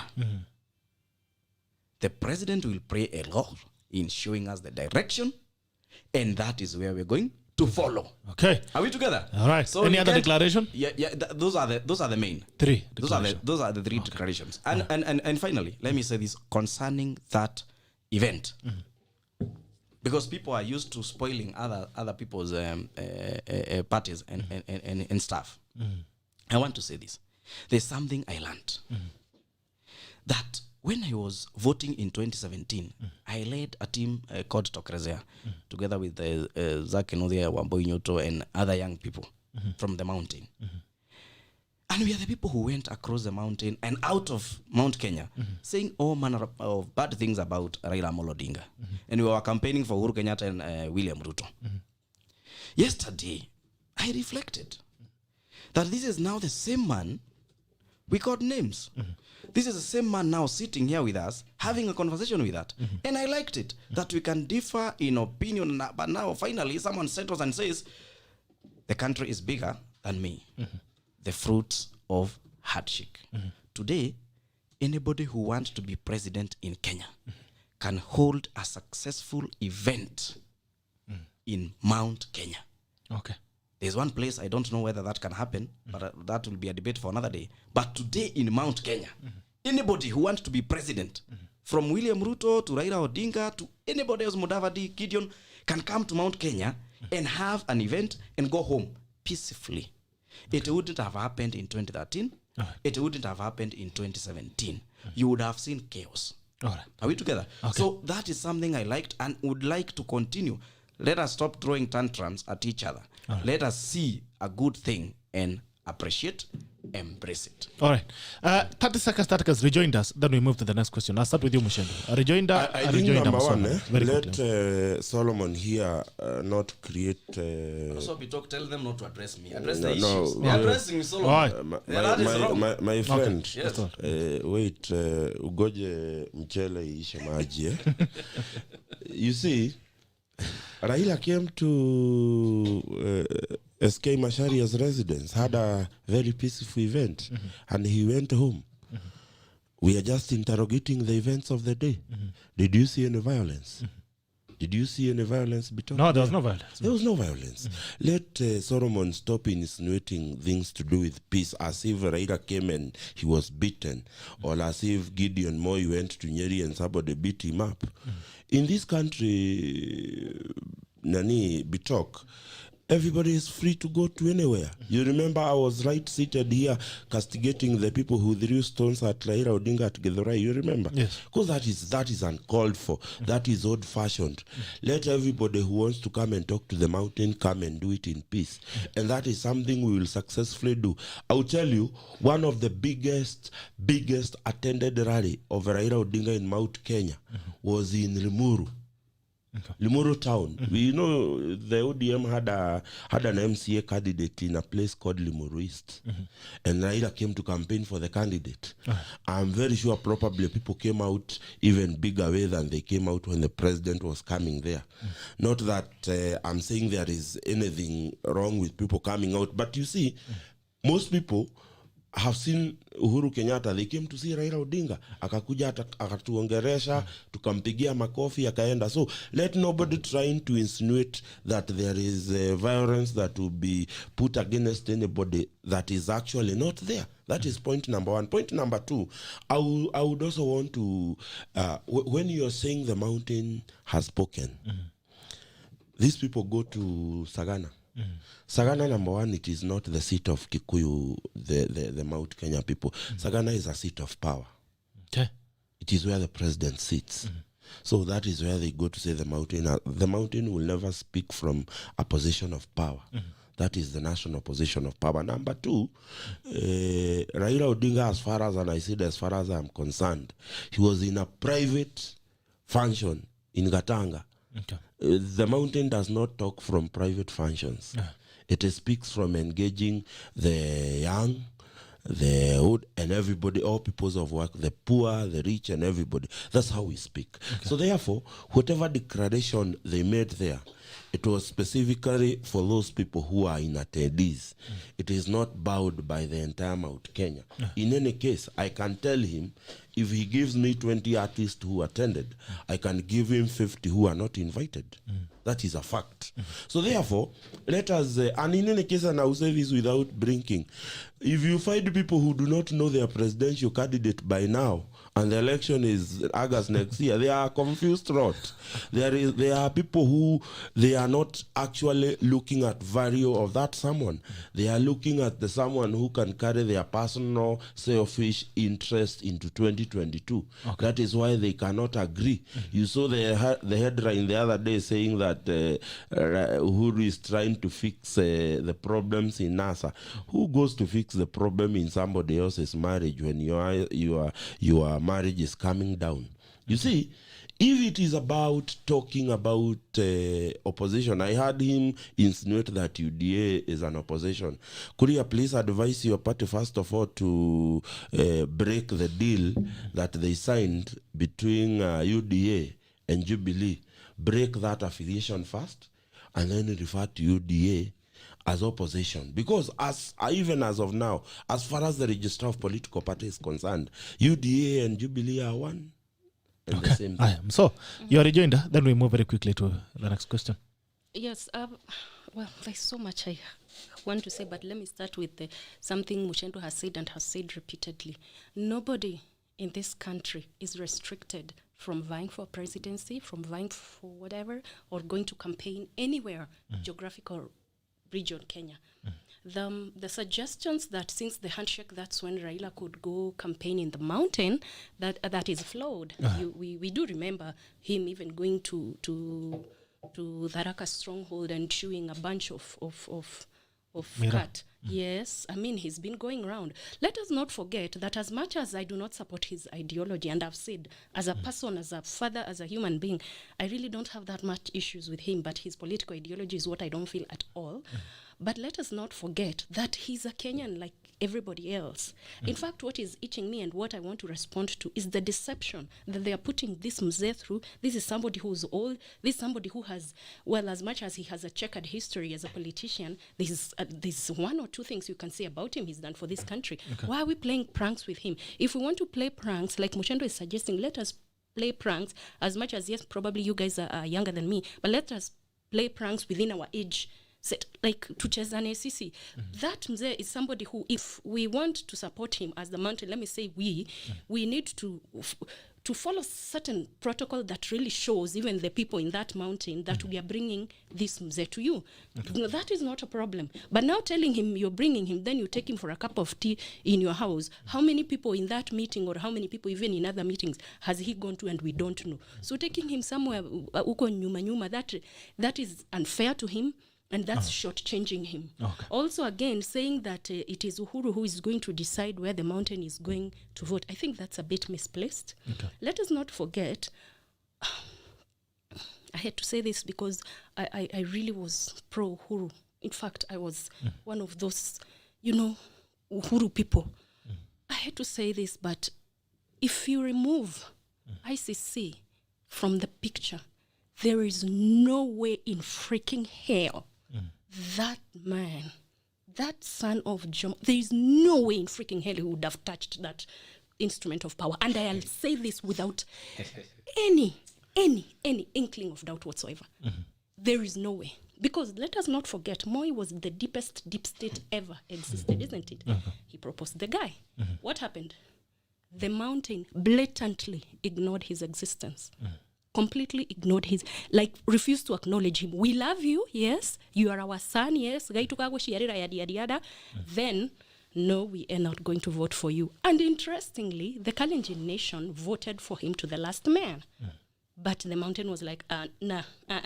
Now, when somebody now comes and tells us that Uhuru will decide, Kibaki, in 2012, he never gave anybody direction. He never did. And we voted a president, didn't we? Like, we very well, we did vote a president. We voted a president who had issues. But Bitok, anybody who has a head on top of their neck in this nation knows that we only voted Uhuru because that issue was a Brobdingangian issue. It was a big issue. It was something we needed to sort, and we needed to sort locally. And let us not forget that the people who were pushing that issue to go out and the people who wanted the issue to spill over are the same people now who are coming to tell us that, oh, there are other people who have got some cases to continue with. Yet, that is what brought us together at that time. And that is what pushed that guy to the helm. And also the issue of, yes, that's what I'm trying to say. When you say that the mountain is going to follow somebody who they gave a sympathy vote. Bitok, come on. Why are we playing with people's intelligence? All right. Tusonge. There's a tackle for Moses, for Mushendu here, from Moses Kamau. Mushendu aren't funerals and church are best private functions. Isn't Karen and Sagana one and the same? All right, that's a tackle. Let's move. We move. I think we... Give me my 30 seconds. Just 30 seconds. Okay. To say this. These are the kind of adoratings Uhuru Kenyatta enjoys every day. People who adorate him every day. But once he cracks the whips, just a few, they all cry. Just a minute. It is Uhuru Kenyatta who brought William Ruto in Mount Kenya in 2013, even after what happened in 2007 in Rift Valley. He sold him in every corner of mountain. And where did those things not happen? No. And I'll not entertain that conversation. And William Ruto was accepted in Mount Kenya. I'll honestly not entertain. Raila Odinga will be accepted in Mount Kenya. He will be sold so easily by Uhuru Kenyatta to every corner of the mountain because he has done it before. He will do it again. Do not adorate the president. Okay. I believe you voted for him. You did not vote. I campaign. You did not vote for him out of sympathy. I did. You did not. I'll tell you this you for did free. not. I then did. you are not a good voter. You should keep your vote. You do not vote out of sympathy. You vote for issues. You're not supposed to. You do not qualify to be a detox show. Let's move. If you vote over sympathy. 10 seconds rejoinder. It's 9:30. 10 seconds rejoinder for that. At that time, emotions are the ones that drove the 2013 election. In fact, I said this the other time when I called. That too. The other time when I called Bitok, I told you this. In 2022 is the first time we are voting a president, Roho Safi. Okay. In when Moi took over, it was an unfortunate tragedy that the sitting president passed on. Yes. Kibaki time, it was euphoria that Moi amekaa sana atoke aende. Uhuru time, it was we are in trouble as a nation, and we loved each other at that time, and we just wanted that thing to go. Hiyo ya tano tena at that time unaona sympathy inakuanga na spillover Bitok. Amuko mmepona. Hatukuwa tumepona roho. Actually, that's quite an answer. It is, and it is the truth, and it is the blatant truth. And in fact, even somebody like him who is going on Uhuru this spilling over 5 years. knows, yes actually. So mmepona sai. Hatujapona Bitok. Unajua kwa nini? There is something KURIA has said. Uhuru sold to us Ruto. At that time, he was not selling to us Ruto because he was the most prominent politician in the mountain. It is because they had a common issue. There was a common denominator at that time. So it's not like he was selling to us somebody who was carrying nothing, because he should have sold to us Kalonzo. Kalonzo was available. He should have sold to us Mudavadi, but he chose that guy who had a very ripe and very rich vote block, and somebody who they had a common mission, and somebody who probably they had a bit of a history. Actually, Mudavadi was a deputy president at some point. Then he said Madimoni. Then Tusonge. So really, now, guys, we're off time. We're going to the next question, and then we'll open Bunga la Manyenchi briefly. Then we come back again. We look at another issue. So regarding Gachagwa's arrest, and the goalpost keeps shifting. It was I don't know how many billion, 25 billion. It shifted to some millions. It had ended up, I don't know, at 7.5 billion. And the argument has been, I don't know, it could be true that money has been lost. These cases count back all the way to pre-20, the first term. His first term. And this guy has been around. This year has been around. DPP has been around. There's another gentleman who was arrested the other day for something happened 15 years ago. I don't know what you make of this arrest. I think I'll start this time from Mushendu very quickly. And by the way, let's keep it. When I ask you a question, please, let's keep it there to be able to close it. Mushendu. We talk the issue of Rigathi Gachagua. You know, it is true that we when we do business in this country as a people, we must stand and be ready to answer to any allegations that are arraigned against us. And it is very unfortunate, looking at the charge sheet that was presented against Honorable Rigathi Gachagua at the High Court. There was no single witness in that charge sheet. No single witness. In fact, if you read the charge sheet, it's said to be produced. And then the judge makes a crazy demand, but that is within probably, because I have always told you I'm very careful when talking about the judiciary, because that is the last resort for the smallest person in this country. Unfortunately, I do not understand how such a case that did not produce a list. You know, they could have said that they have withheld the list of witnesses. Normally, that's what the charge sheet says for the protection of those witnesses. They would say probably they have withheld the names. But in this one, they absolutely have no witness. They are saying they will produce a witness. And therefore, I feel as much as an individual, I do not want to address issues I'm not privy to. I do not have the full details of the case that is against Rigathi Gachagua. But looking at the issues surrounding the case, the non-clear issues like the witnesses they are saying they will produce, apparently Rigathi Gachagua is charged along other 7 people who are not in court. They are neither being held anywhere. There is no arrest warrant for those charged for him that we know of. I mean, if you look at the issues surrounding the case, you cannot help yourself but think there is something fishy. There is something that is not clear against this case. And I have said I do not want to speak about the issues, the nitty-gritty issues of the case. I don't know where the money was gotten from and where it was going. So therefore, I choose not to interrogate that part of the case because I don't have the actual information. But I am looking at the circumstances surrounding Rigathi, from his arrest to how he was arraigned in court to them waiting for him to go to Nyeri so that they can do I mean, I would say we should convert DCI into our own, what do you call that place in California? Hollywood. Yeah. We should convert DCI into our own Hollywood. They are doing some serious movies since that have no consequences. Look at the money they have been shouting all over media. Okay. And then I will also talk to the Kenyan media. We must also ask the Kenyan media to actually interrogate matters and verify. Okay. Today, Bitok, you know, the former governor, as much as I cannot speak of his innocence, the former Kiabu governor, Waitito, yeah. He was sent home and a figure of about 500 and something million was being thrown all over by media. I wish you would get the hold of the case. You realize that it is not even 100 million. The actual case today.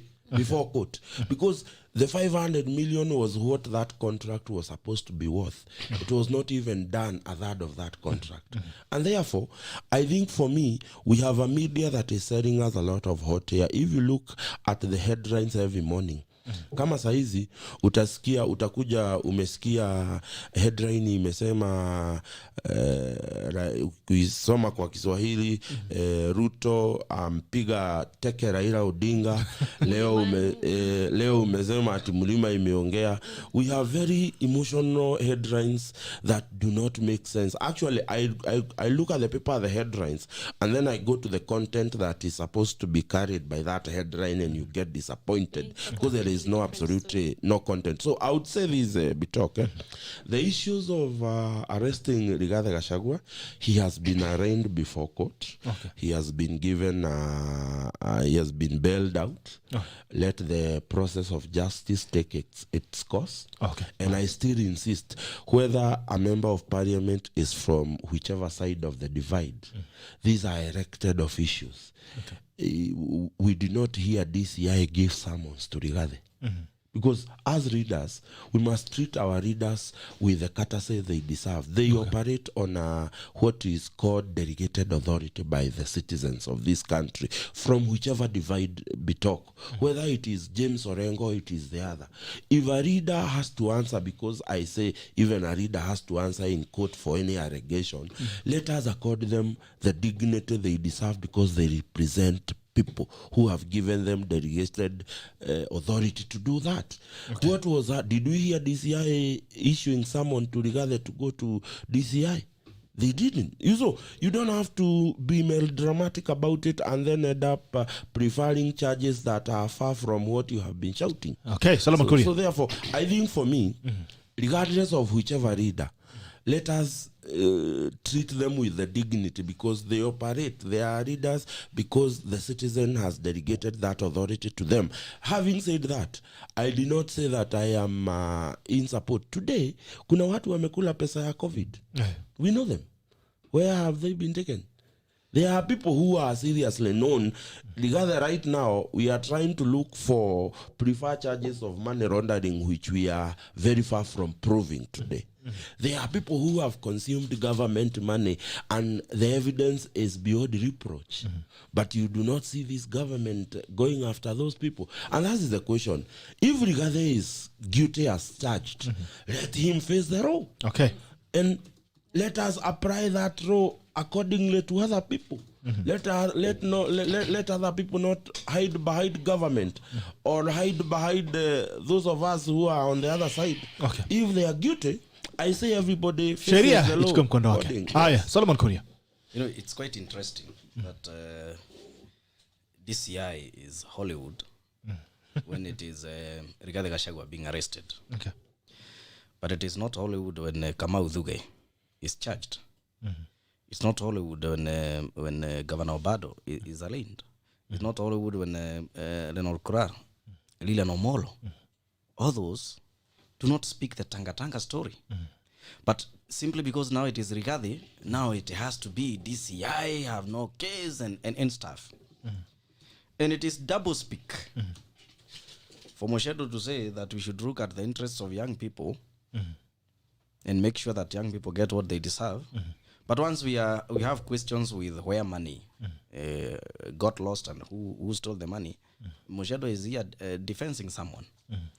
It is wrong. Let me tell you, the last time I was here, I told you, the surrogate governor for Nyeri between 2013 and 2017 was none other than Rigathi Gachagua. Okay. And one day, I will do it out of my way. I wouldn't want to know whether that former MCA or current MCA supports Tanga or Kieleweke, but I will take you to a few MCAs who were there between 2013 and 2017. They were holding meetings in Rigathi Gachagua's house. The day they said enough is enough, our governor is incapacitated because he was sick. He could not deliver. They said we are going to impeach. You remember that motion? That day of impeachment, when they were supposed to discuss the impeachment motion, Rigathi Gachagua, the current member of parliament for Madera, took rats to the county assembly. Panya. That video is there. Everything is there. Panya walipelekwa kwa county assembly. Uliona Rigathi Gachagua akipeleka panya mwenyewe? No. This is where I come from. Okay. We talk. Listen as I tell you. Fact by fact. You will challenge me. Out of you, I will take nobody you. has monopoly of fact. Yes, it's okay. You had your fact. You had your time. Let me have mine. The surrogate governor, Rigathi Gachagua, is accused that when you were, your brother was sick, even that charge sheet is saying that when the brother was sick, you were technically in charge. Money meant to buy drugs and hospital equipment got lost. Tell us. So, and we are here rushing to say, ni siasa. The other day, and MUCHENDU would bear me witness, when the former MP for Juja died, we reviewed when the period was between the time he got sick and when it got worse to the time he was dying. The person who was in charge is his wife. Okay. And even as we campaigned as Jubilee candidate, we were telling people, technically, the person who was in charge of the constituency when Mheshimiwa was sick is the wife. Okay. When I tell you that now the surrogate governor for Nyeri, when Derito Gachagua was sick, is Rigathi Gachagua, you should accept that. Okay. And if not, go do your research. And he should be asked questions. Let us not rush to ask to tell people that simply because you support the agenda I support, when you are accused of stealing, you are not a thief because we are in the same camp. Okay. If there is nobody who ate COVID money, I have always said that this be talk, you can bear with me witness. Hey. I have always insisted, DCI, ESCC, people have complained enough. Can you tell us who ate COVID money? It doesn't matter who, because if Rigathi stole money today, he is not going to share with me or MUCHENDU. That is his money, his family's money, and his friends that he chooses. Today, if Morathe is accused of stealing money, he is not going to share with Solomon. That is a fact. A thief is a thief. Asante. And should take personal so sheria uchukue mkondo wake. Na tuache kuweka siasa ya mtu wetu. Tuache hiyo. I agree. A thief is a thief, and kila mtu aubebe mzigo wake. However, we are using the war against graft to settle political scores. Okay. That one is evident and it is blatant. Well, it has been seen repeatedly where there are situations. I'll even give an example with Mike Sonko. Mike Sonko was accused of this, that, and the other. Then he sort of cooperated. Then the fire surrounding his issue went down a little bit. And we should stop taking each other as fools. There's something the deputy president says, and I'll repeat it here. Hii Kenya kuna upungufu wa wajinga. Okay. People should stop taking us for a ride and telling us things that are so obviously blatant and like visible from the moon. We have been seeing the disparity between there's a case for so and so, but then that person, even if they were pro Kieleweke or they were pro Hustler Nation, when they have a case, they quickly run to Kieleweke. Then the case dies down. The minute they start whispering towards Hustler Nation, the case comes back up. As much as kila mtu anaguchukua mzigo wake, Gerald, why the disparity? Why are we using the fight against graft to settle political scores? That is why corruption is never going to end in this country if we continue with that kind of operation. Because people will be knowing, yes, I can steal, then I can go hide behind somebody. We are making sacred cows of bandits. Okay. So when we convert a terrorist into a personal surrogate like huyu ni wangu na nimfiche hapa, si ata continue kubomb around. Kabisa. So now until such a time when somebody has shown a certain leaning, and it is obvious, we should stop pretending like we are not seeing. We should stop even those details of what Rigathi did, which I do not know. It is an allegation until it is proven. And yes, now that his case is there, I hope those videos will come out, and I hope that blank part where the DCI did not put the witnesses, those people who took those rat videos, they can produce themselves and they can take it and let us not discuss it so much because it was before court. I wish they would produce themselves and then they produce those rat videos, and then we will, all of us will say, hey, nyama huyu jamaa, he's that ni mtu mbaya. Then the Mathera people will decide who mtu mbaya we are not. But for the time being, let us agree And I wish we were to be honest with each other and with ourselves that the war against graft is being used to settle political scores, and that is what is affecting it in itself. That is why it is continuing. Even at the time, our president, His Excellency Uhuru, said, where was it? I think it was in Kirinyaga, in the presence of Anne Waiguru before her issues came out. And he swore and he said, in the name of God, we are going to fight corruption. I don't know whether you people have a memory of that. He swore, like he said it, he's going to make it his agenda. Then immediately after that, it continued happening and the divide appeared. Those who were hiding behind him, and some of these people, I always say, I don't even know whether they speak to Uhuru kwa simu kama vile mimi na wewe tunaongeanga bitalk. Some of them are so far from him. But because they're hiding behind him, they're hiding in his cloak and under his clothes, so that means they can be able to continue propagating what? Corruption. So where are we going as a nation? So the issue of Rigathi, I'll not say much, because yes, if there is evidence and if there are witnesses, and what I know, by the time a case goes to court, there has to be witness statements. Otherwise, what is the DCI using to take him to court? And if we continue operating like that, that is why the DPP has been saying a lot of cases that amekuwa akipelekewa na Kinoti zinakosa convictions. Why? It is a half-baked case. It is an empty file with just one sheet of paper. So the DPP has such a tough job that we are not going, he's unable to help Kenyans, because his job is to help us get rid of this pest, of this vermin that is corruption. So even he's unable to do his work. Why? He's given just one file ya kunyamazisha mtu. And that has been happening in the last 4 years mostly.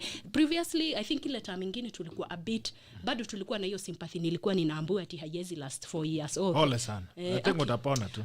Bito, uko sure tutakuombe. Aya, bunge la mwenye nchi iko wazi, nambari 779-800-010 au 779-800-010. Bunge la mwenye nchi iko wazi. Unaweza piga simu uweze kuchangia kwenye mazungumzo ambayo tuko naye. Pia Rabagui, asante sana. Unaona mafanzo watako ni watu wa maana sana. Kahawa imefika. Zada sana Rabagui for setting us kahawa na samosa, na wale wengine pia tafadhali oneni ile watu wanafanyia watu wengine. Oneni ile Rabagui anafanyia mtu mwingine atume kitu kingine. Bunge la mwenye nchi iko wazi, nambari ni 779-800-010 au 779-800-010. Piga simu uweze kuchangia kwenye mazungumzo. Bunge la mwenye nchi, jambo. Salama sana bwana Bito, habari mambo bro? Nashukuru kabisa, sina neno leo, nitakuwa mtulivu kidogo ndio niweze kuongea. Ndio nimesikia tu umeanza na utulivu. Habari ya diaspora? Diaspora tuko wazima kabisa na naona kama tunapotea sana. Kunani baba? Mwanzo ningependa kurudisha shukrani kwa panelists wetu ambao wako hapo. Na niwaambie karibu, other than Muchendu au wengine naona kama kidogo ni wageni. Niwaambie karibu. Muchendu, habari yako? Niko salama kabisa. Limuru wasalimie. Asante. Haya, sasa nikiingia, I want to discuss a few things here. Please sir.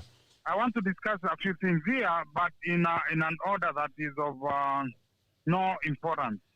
First of all, I want to, say, I don't know why at this age and time, tumeanguka kuanza kukua tunaongea mambo ambayo hayana msingi kabisa kwa it's not helpful to a common mwananchi. Mimi kutoka kipindi yanze mimi nasikia watu wana discuss only personalities hapo. I've not heard people discuss issues. Issues. When are we going to start discussing issues? Tutaanza kuongea issues lini? Because is the mountainers gone? Is Raila this? Is Moses KURIA this? Is this? First of all, Gerald, I want to congratulate you very much.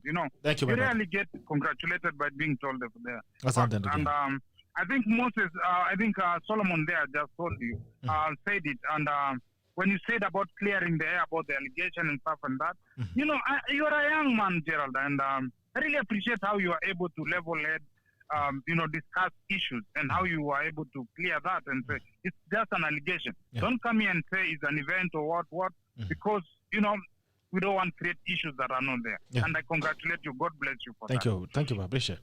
So nikiingia kwa hii nini nasema, as a data analyst, first of all I'd say, the kind of pressure that you're seeing in this country, wakati kuko na uchaguzi ama siasa kama hii, I'll tell you it's gonna go down, itaisha. At this point watu wanakuwa na pressure kwa sababu there's so much, lakini this is a marathon, it's not a sprint. Hii unaona saizi Kiambaa, sijui Muguga, sijui sehemu gani, unaona watu wanapata pressure sana, kunakuwa na watu wanaleta propaganda sana, and I'm sorry to say this, one of your panelists there naona kama anaongoza kwa propaganda, lakini sitasema nani. So mimi nasema tu hii pressure unaona inaenda hivi, itakuja kuisha. Wengi wao wanakimbia, hawana mafuta ya kufika mwisho. Kwa sababu hii ni marathon, na kabla tufike 2022 hizi nguvu wako nazo utakuwa zimeona zimeisha. Hakuna mtu atakuwa wako anaongea vile anaongea. Kitu kingine nilikuwa nikitaka kuongea, to discuss mambo ya issue ya kusaidia mwananchi, mambo ya move the country forward. Hatutaki kuanza kuongea ati personality ya huyu sijui nani. Niliona mwingine akisimama mbele huko akiuliza watu, mwanasiasa akiuliza watu kusema hamtaki kunisikiza mimi nilinunua helikopta ya kwanza. Sorry, wacha niwache kupotea. So tuanze to discuss vitu ambayo kidogo imeshika hata wewe uende huko mahali umesema tusiende. Pole, wacha tudisamee, wacha wafikiri hata umepatia hapo pressure paka na. So tuanze kuhold wanasiasa wetu na issues watu discussie issues. Education. Hapana kuja hapa kutuambia sijui Gerald, at what point did we divide this country into different tribal blocks? And why?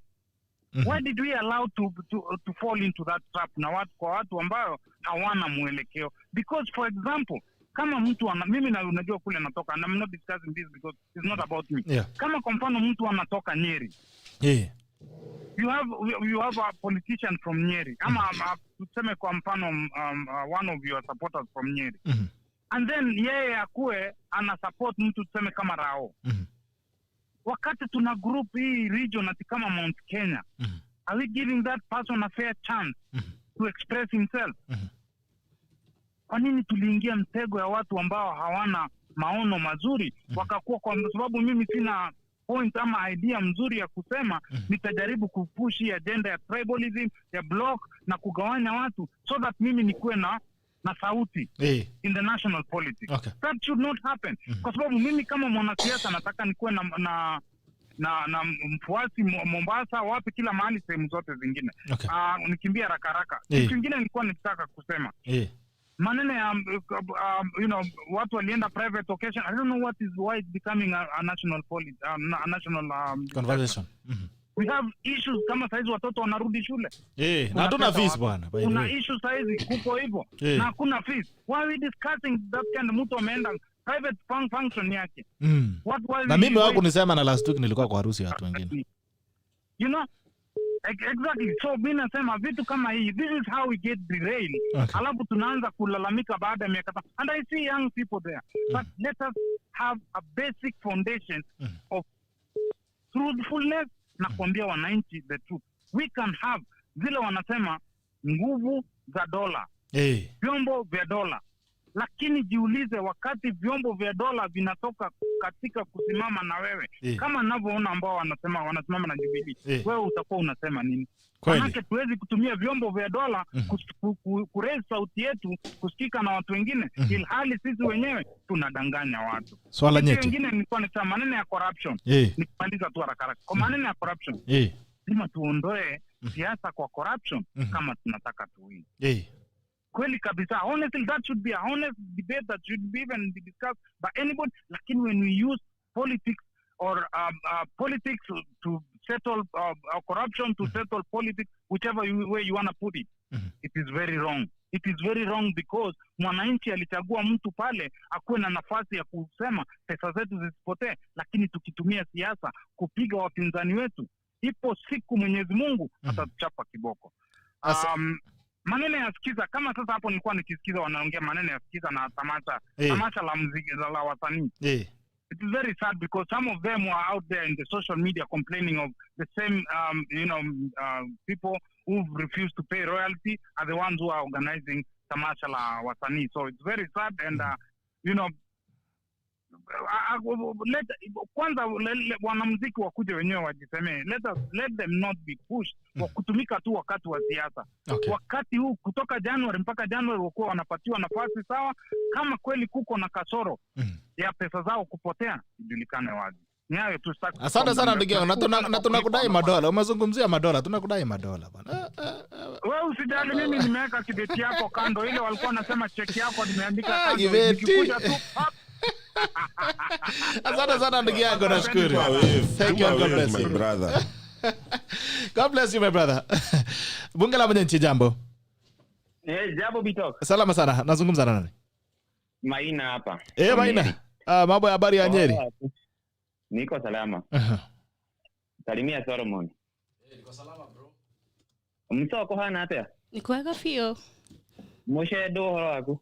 Nakula bana, nakula tumepele. Bitok disclaimer. Leo usinikate haraka. I'm talking to my people. Haya, lakini unajua lazima nipate nguvu ya kukusikiza, unitumianga samosa pia. Yeah? Haya, endelea bro, Maina. Haya, tuanze na Solomon. Solomon. Yes. Now, Jubilee. You have been there 9 years. Sasa ndio mnakumbuka kuna youth. So when you tell us there's something that you can do for youth, what is that? Ilikuwa imewazia for 9 years mtufanyie. Then the second thing, when you talk of corruption, when I see Commander Atwoli, Waiguru, behind president, which type of corruption are you fighting? And we know them. Cancer scandals, we know. COVID billionaires, we know them. Yeah? Solomon, back to you. We are 21st century. Tulisoma sasa, watu wamesoma. This is not 1963. Wakati tulikuwa mabuka zetu na mababu walikuwa wanadanganywa. That now you can say mountain decidiwa na president ama nani. Kule yangu mimi ndio nitadecide nitapeleka wapi. Sio nyinyi. Wakati tulidecide tukatoka Duraku. Nikiekete amefanya nini? Hakuna kutudurumu. Akikuja huko ni makasiriko na huko kututusi. Na sisi ndio tulimpea kula, si ndio? Tulitokea kwa wingi. Tukampea kula. What about today? Then the third thing, fighting foot soldiers wake akawafukuza. Hizo role wedeteja bado tidete igua ya ama psychopath. Alifikiambiwa twende hivi tunafuatana kama ng'ombe. No. Akapiga biashara zetu. Tutikihana dwaro woro wati tufuatake mudu huo. You cannot force us tuchague mtu. Sisi ndio tutadecide, sio nyinyi. Ati yo sarana meeting, au tutaita nani? No. Tumesoma siku hizi. Even our mothers can access YouTube, WhatsApp, everything. And they know the truth. We know the truth. We know why someone is being fought. Because some people want to remain in power and to fight for their own minutes, Maria Wachunge. So that is why you are there. You are a young person, KURIA. If you are man enough, simama, CTMP. Utupe ideas, ideologies zako tukuchague. Yes. Then we go to Mso. Okay. Mso mambo. Umeongea. You have talked like 10 men. Tell them the truth. Let them know the truth. We are no longer the people they used to tell us, Togodio, I can go like this. Why? Totiko kuwa mahukuota. No, we. Totiko kuwa wota mahukuota. Ora mato kuwa. And they will decide for us where mountain you go. Anaongeza Kifaransa. Then I tell Mr. KURIA. You're back to about me. copyright. You're still back to me. Ndio umetoka kwa You are on the chopping board, my brother. Yes. Vitoka hao watu wako wananichija sana. Hao watu wako. Let me go back to you. Yes. Chukua copyright 2001. There's intellectual property. Yeah. Musician is bars and batatus are paying. What is the media house? It's supposed to pay not even double, millions to the musician. Without that music, wangecheza nini? Wanamuziki wakakula wapi?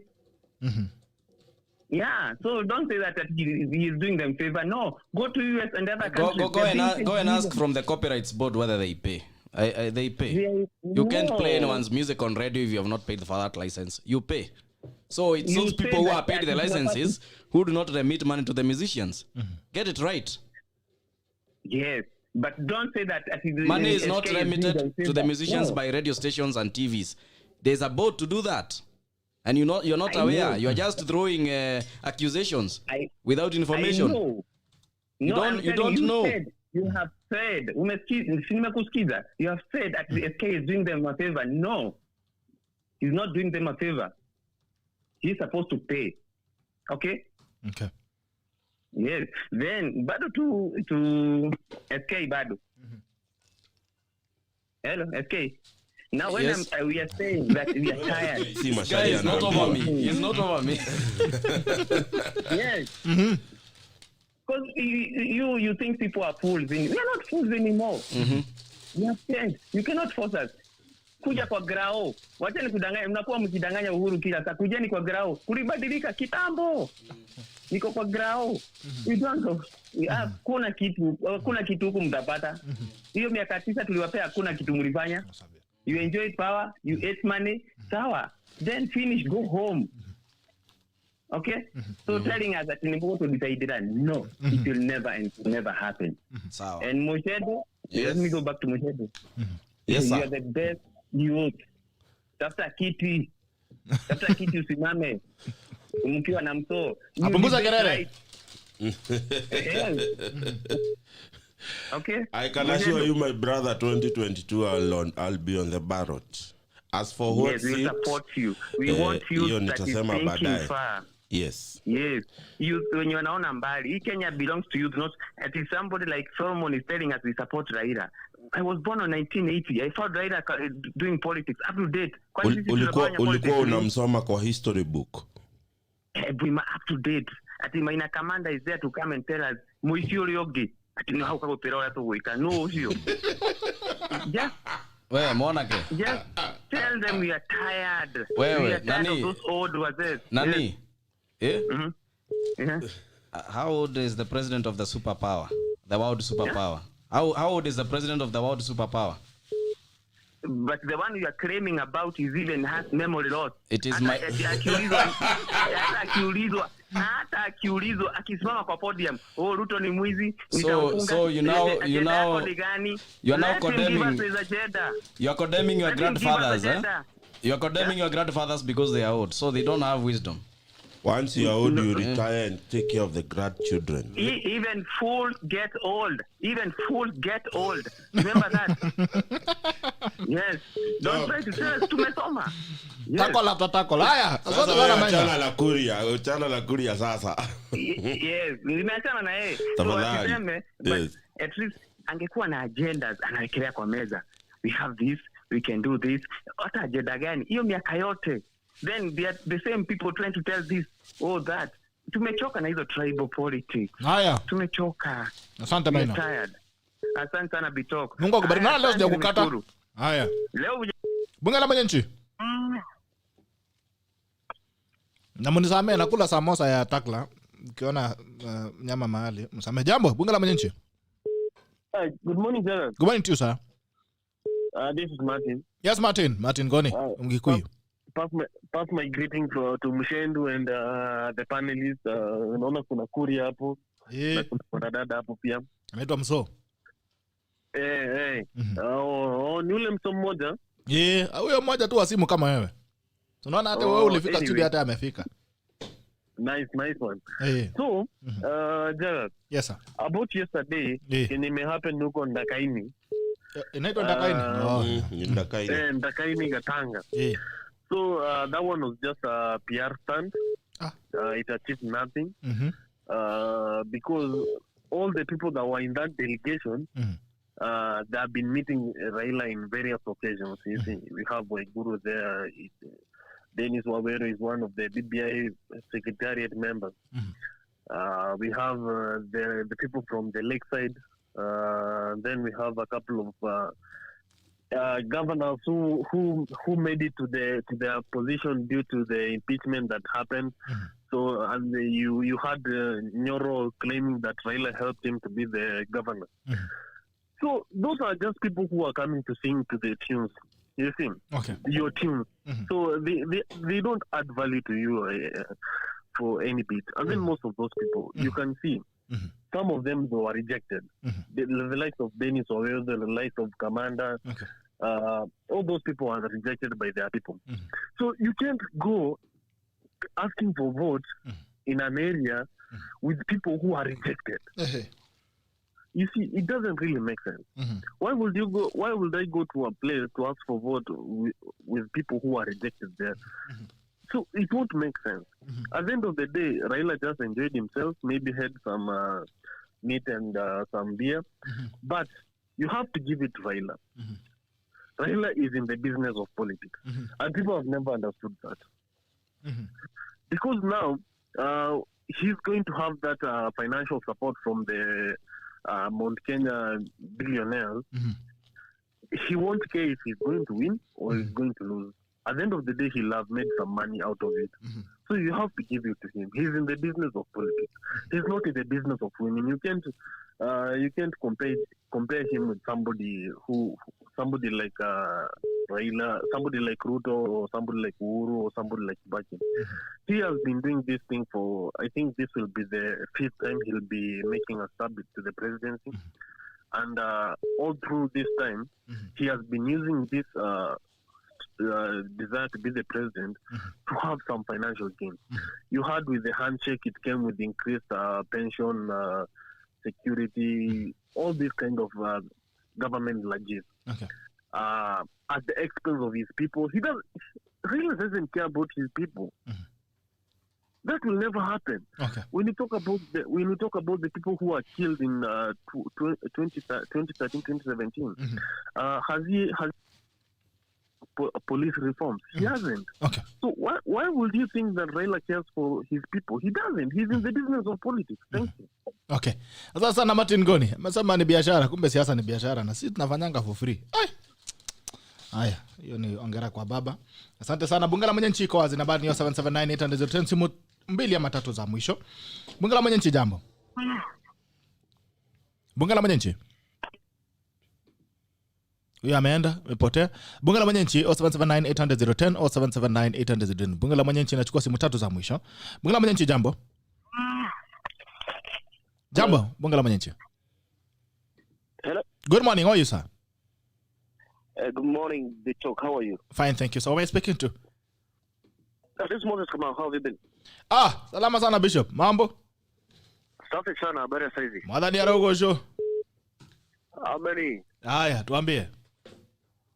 Yeah, hii timu yetu hii. Kani hiyo? These guys and this panelists, I think there is a time these guys need to understand one thing. Okay.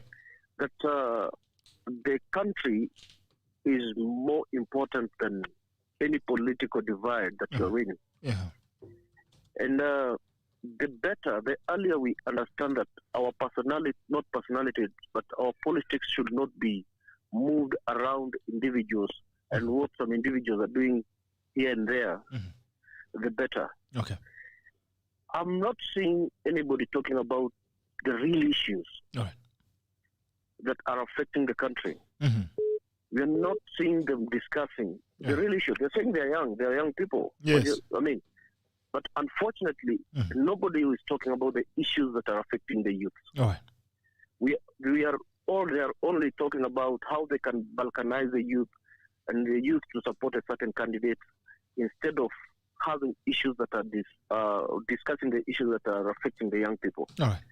Now, they are talking so much about the mountain. Yes. I hail from the mountain. But I don't benefit much from the mountain. Bro, mimi nalishwa na wakale wa Muibeni. Hapo kwangu hapo. Those are the guys that I trade with. Those are the guys I do business with. Those are the guys that when I'm around, I attend functions with.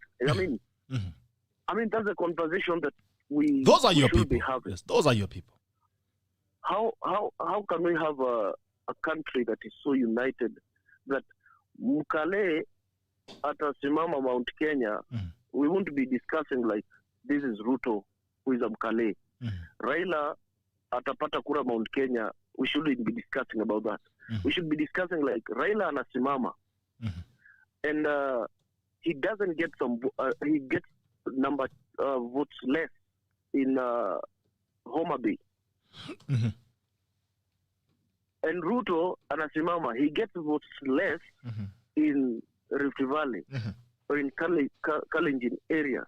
Let us not be discussing like Raila tayari ako na block yake, Ruto wako tayari na block yake wakale.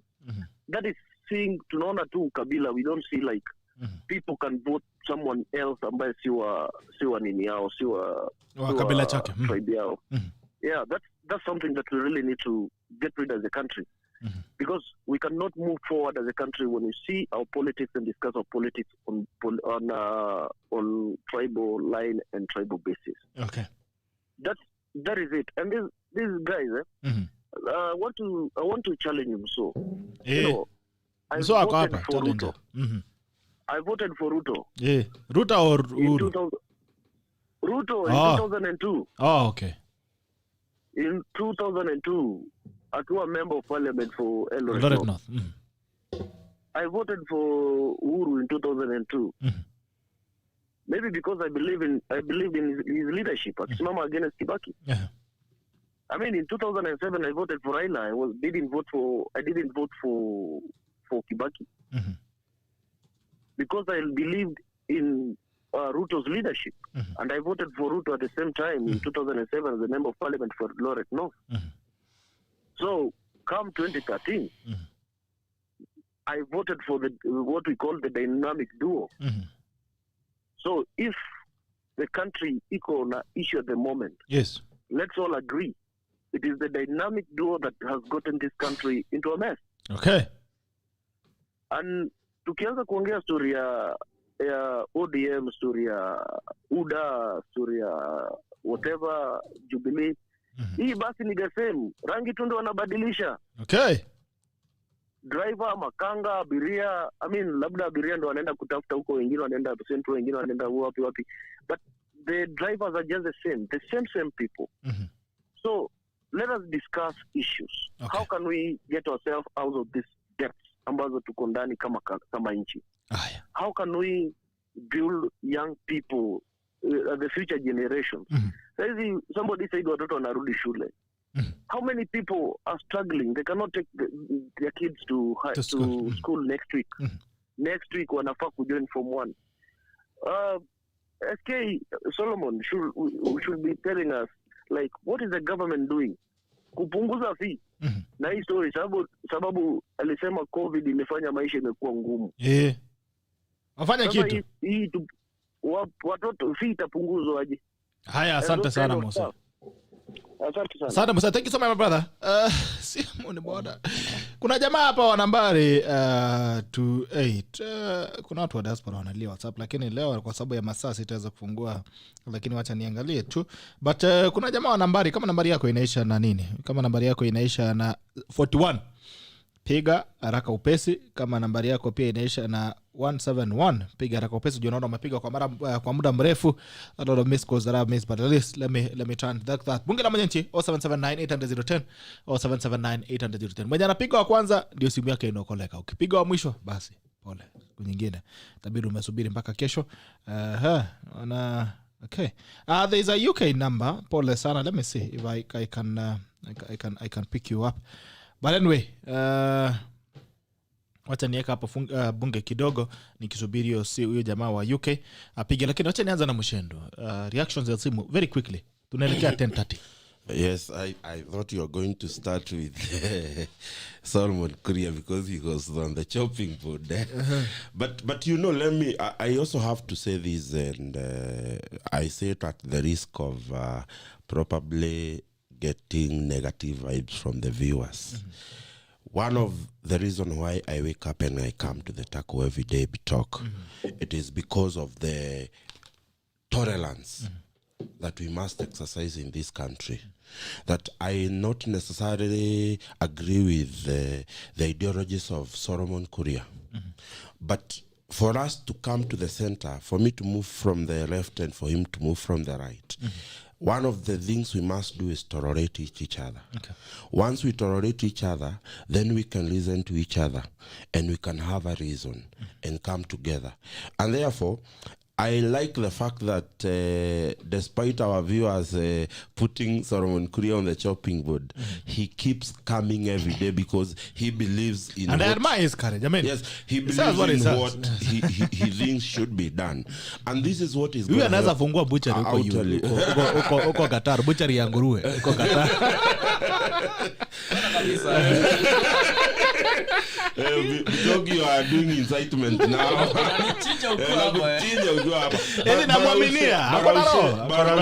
I will say this. And I keep insisting, and there's someone who has said about us not talking about other leaders. Personally, I'm very serious about the leadership of the young people. Taking charge.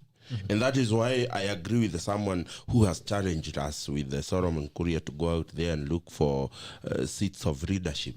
Because for you to be able to change this economy, you have to change the mindset under which people think.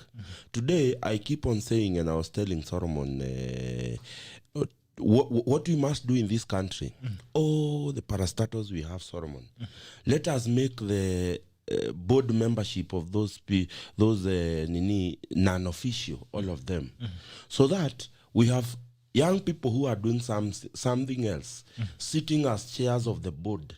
And because the problem I have in this country is that a CEO, the work of a CEO is to implement the policies that are derived by these boards. These boards are being led by 80-year-old people who have retired and have no business being in the leadership of these boards. You expect an 80-year-old to give a policy that is going to be implemented by a 45-year-old or a 35-year-old CEO. His thinking and mentality is based in the 80s. There is no way they will bring policies that will advance these parastatals. And therefore, I would want to have a conversation of young people be talk where we do not talk about which leaders we are affiliated to.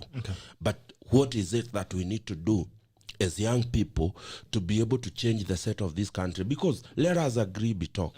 We have brought the same leaders over and over again, and we still expect the same result. It's not going to happen.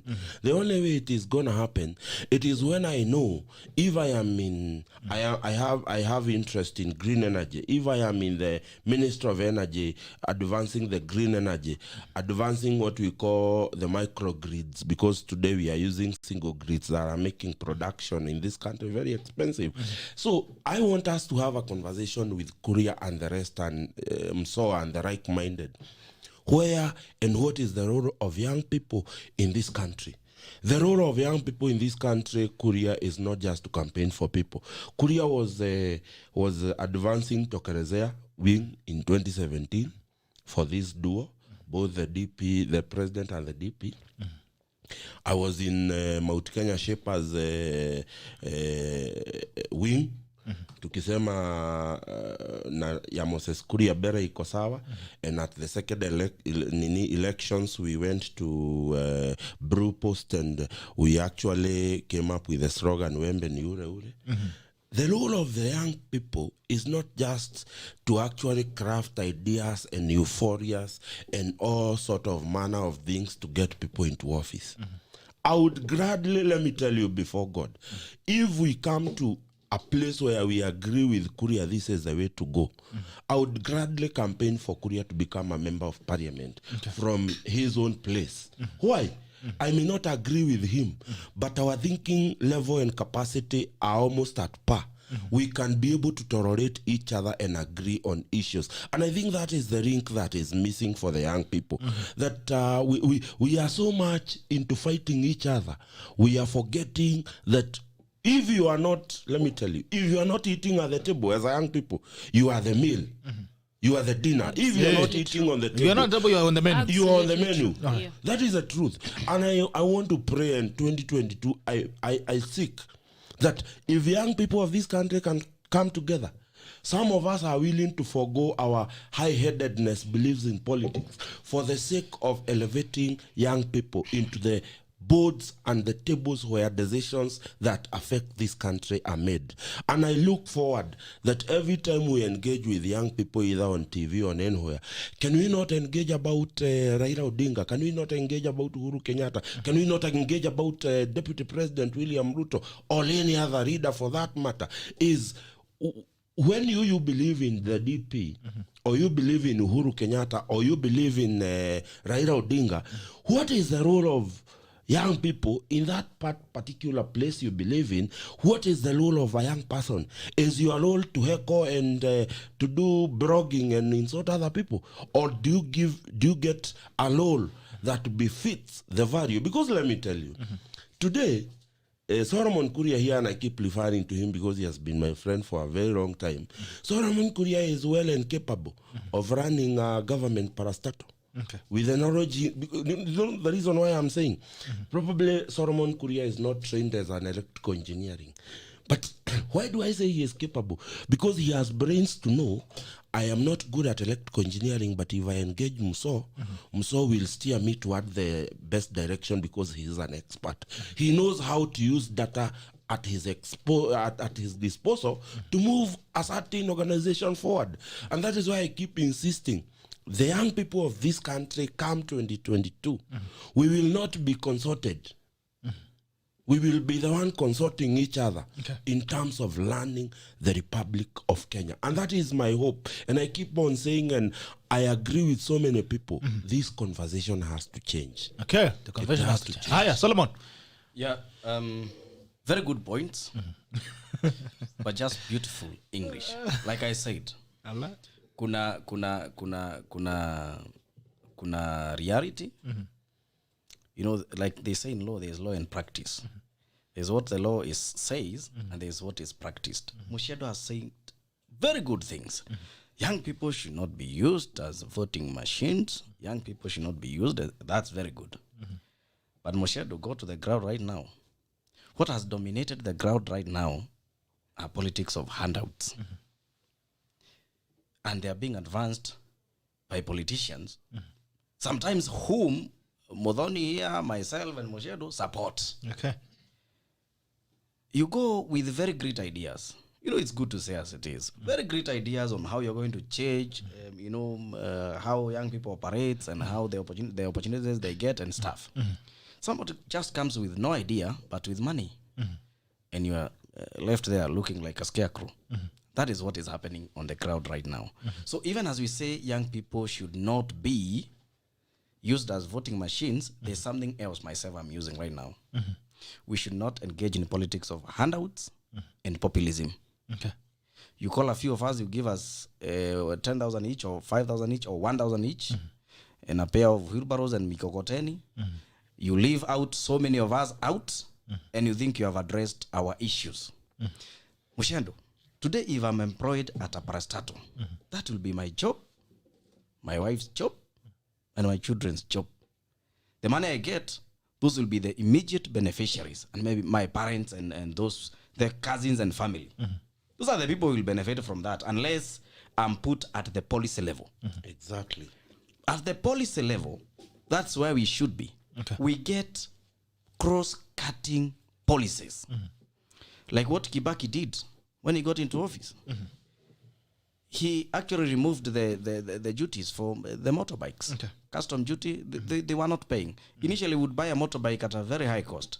We said there's no custom duty, bring in the motorbikes. Today we have an economy with 1.4 million young people.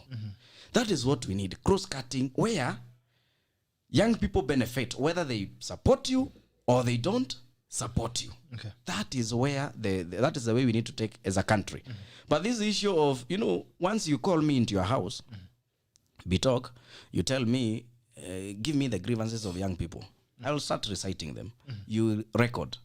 But again, you will say, I will address those issues in 2022 when I become president. So it is like, you unanihonga. Give me your vote, I can address your issues. But what we need right now today, the solution is not even with the president. Okay. It's not even with the deputy president. The solution is with the members of parliament elected and voted for by over 22 million voters in this country. What they need to do is to come with legislations that make sense to young people. And it is unfortunate that even in that parliament, we have youth and youthful leaders in that parliament. Show me one legislation that is going to towards the direction of young people. You know, we keep saying president, we keep saying deputy, we keep saying Raira and all that. Those guys are not in parliament. Okay. Whoever is in parliament are members of parliament. Okay. And today what they're going to the voters with, they're going back to the voters with narratives of, I will do this, I will do this. Young people who are watching this show and who are listening should differentiate between an incumbent and an aspirant. Okay. The language for an incumbent should be, you sent me to parliament in 2017. This was my manifesto. Okay. And now this is my scorecard. Can you compare what I promised with what I have delivered? And then decide whether you're going to vote for me. An aspirant should just say, I am promising to do A, B, C, D once you give me a chance. But that is not the language. Those who are in office are promising things while they should be reporting on what they have been able to achieve. That is the hoodwinking that goes around young people in this country. And we should call the spade a spade.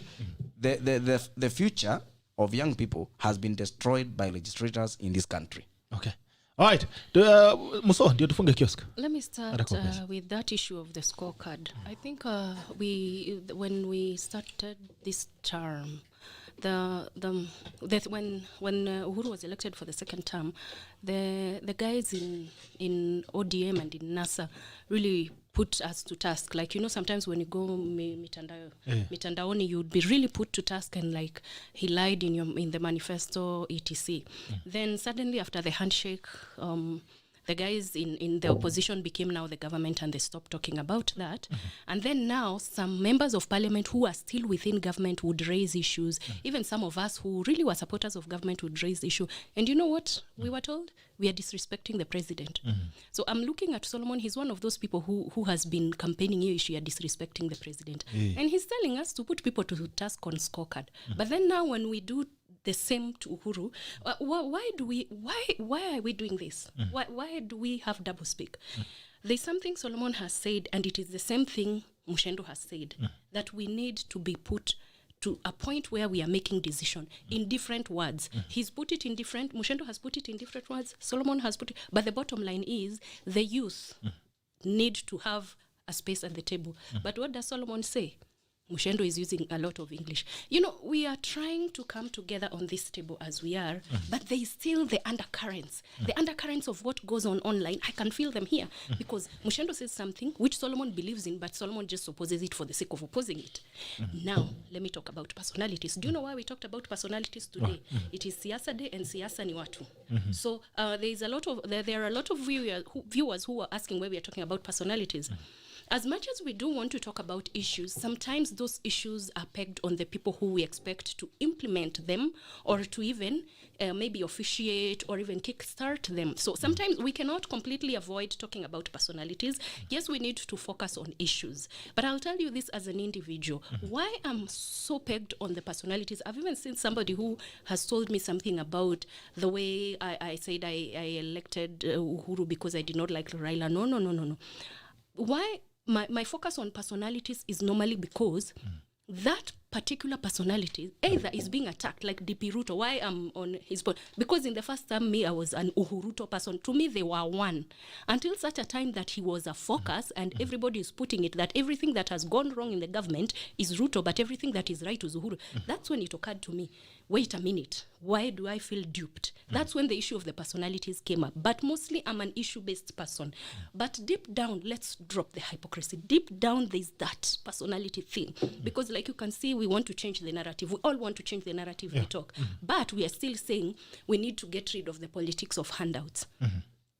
That is in an innuendo. That is indirectly attacking a person, but you're putting it, you're not attacking a person. No, you are attacking the DP because of what he did during that COVID period, and because of the wheelbarrows and the mikokotenis and the sewing machines and the car wash and the minibuses and the everything that he gave people. You are attacking him. If it were Uhuru, because even Uhuru in State House, people don't go there and go home with an empty basket. They go there, even you, when you go there to visit, unaenda nyumbani kiodo kiebe baine dugatohenia hamani. Oh, Nani go to Arate, you are the hemoglobin in his blood. Are you kidding? The joke I'm enjoying this one. Somebody made his match. I'm thinking, I thought you guys, that's what you say out there. the way you talk about Let me tell you. So let me tell you something you don't know. Mimi nataka This kufunga. guy called KURIA, and everybody who does coffee at Mom's Kikuyu town knows very well. I'm saying this. Knows very well. This was a Proruto person. I have stayed with him in Kikuyu for a very long time. And he only turned around when the Kieleweke people were told that the more you insult the deputy president, the better the chances of you getting jobs. Yes, that's a and blatant then, lie. yes, That's it's a lie. very true, and we've That been is a saying lie. it. We've been Yes, saying it a lot. Bitok. When this gentleman from Accusations Kwetu, raised. They must be responded. Bitok, let me finish. Finish This very guy, fast. kutoka huku kwetu Ushago kunaitwa Pare ya Kegumo. This guy who was given a CAS, when he was crowned king, that's when all of them now wakapata joto. Now they started saying all those things. This that, Kagai. You see now the disrespect. No, This Kagai. I'm sorry. Withdraw an apology. Solomon, sorry, that one said by a fellow youth should be taken on a right and So who wants to talk? Okay. Now, listen, guys. Let me wind up. Finish, Hello, finish, gentlemen. Let's She has calm withdrawn. down. She has Let me withdrawn. calm down. I apologize if it offends anyone. I will use the if because that's the street language. I am not using it in a derogatory way. This is a show that is live on air. I would not want to be rude to anyone, but that is the street language because even me, the people saying that kachik, I will not, and I am a mother, I'm a shosho. See, you guys call us shoshos.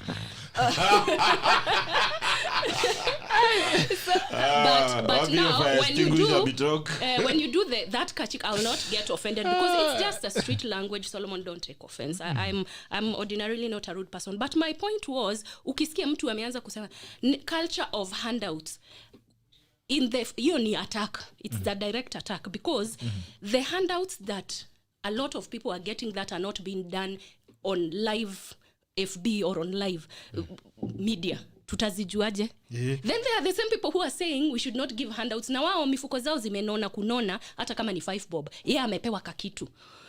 That hypocrisy, that double standards is what is keeping us back as the young people of this country. Because you say one thing and you do another. You're preaching water, you're drinking wine. The double-facedness and the distrust that has cropped up will make me, in fact, hata Muchendu akisimama leo, nitaanza kumpima. Because there is a sense of distrust. Because ninangojea saa zile utasema kitu, it go against what we agreed when we came to sit on the table. Now, the issue of tribal politics and the united Kenya, we cannot, our diversity is our strength. We are from, Kenya is really diverse. I'm thinking maybe Tanzania ndio wako na tribe nyingi sana na hawakuangi na hizo siasa za tribes a lot, but our diversity is our strength. That you'll find a certain tribe is probably favoring somebody who speaks the same tongue with them.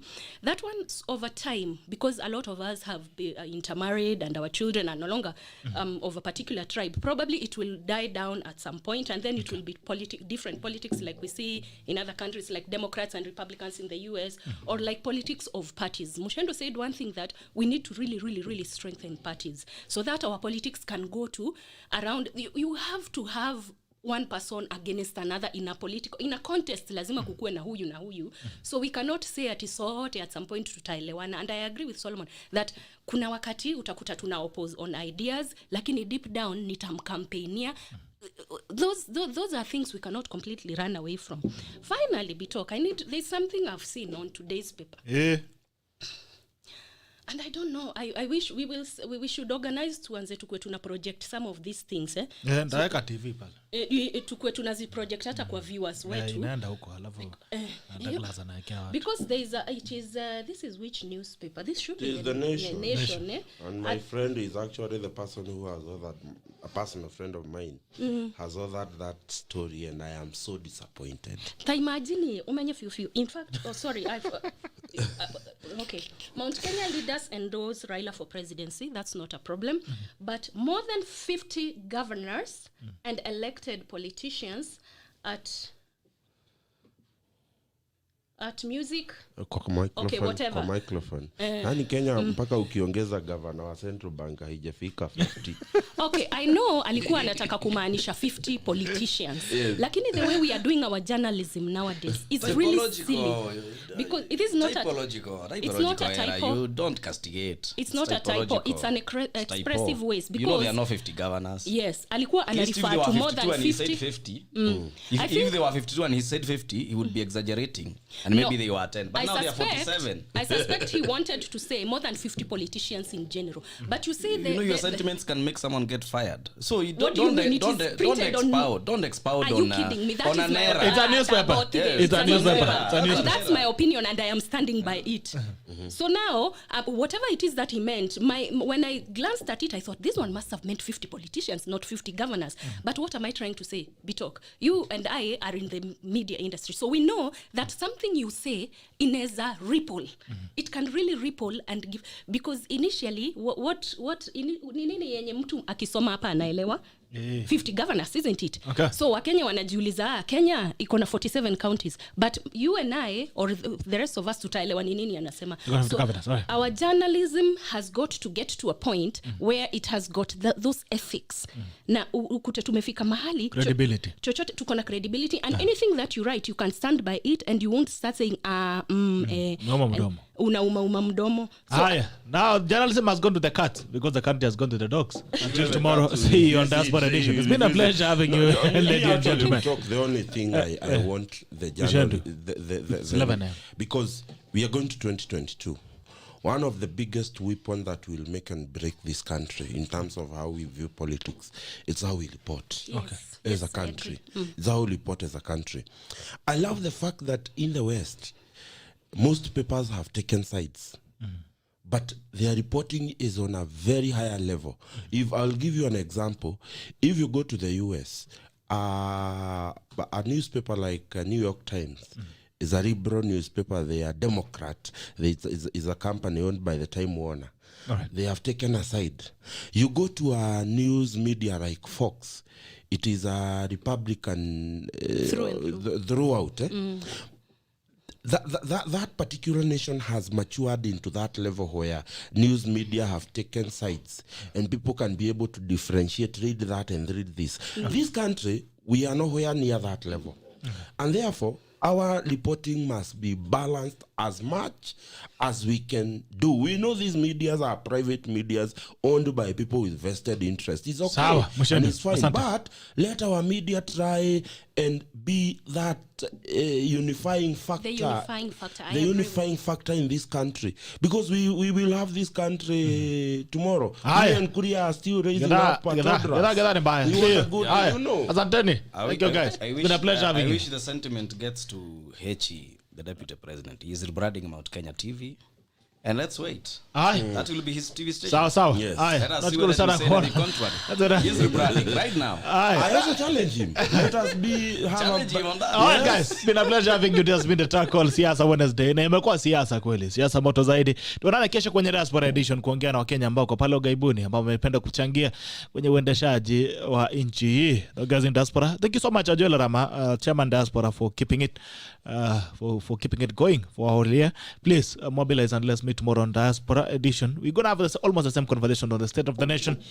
Na pia tuangazie mambo mengine ya pale diaspora. Na pia watu wa diaspora wametualika tuende pale America, tuende Australia, tuende UK. So, you can't listen. You can't keep on repeating this thing for months. No, sasa unajua corona ilikuwa imefunga maneno. So we are going to go now. We need to do this thing before this year ends. Arama kwanza, we cannot be giving you at tuonane baba.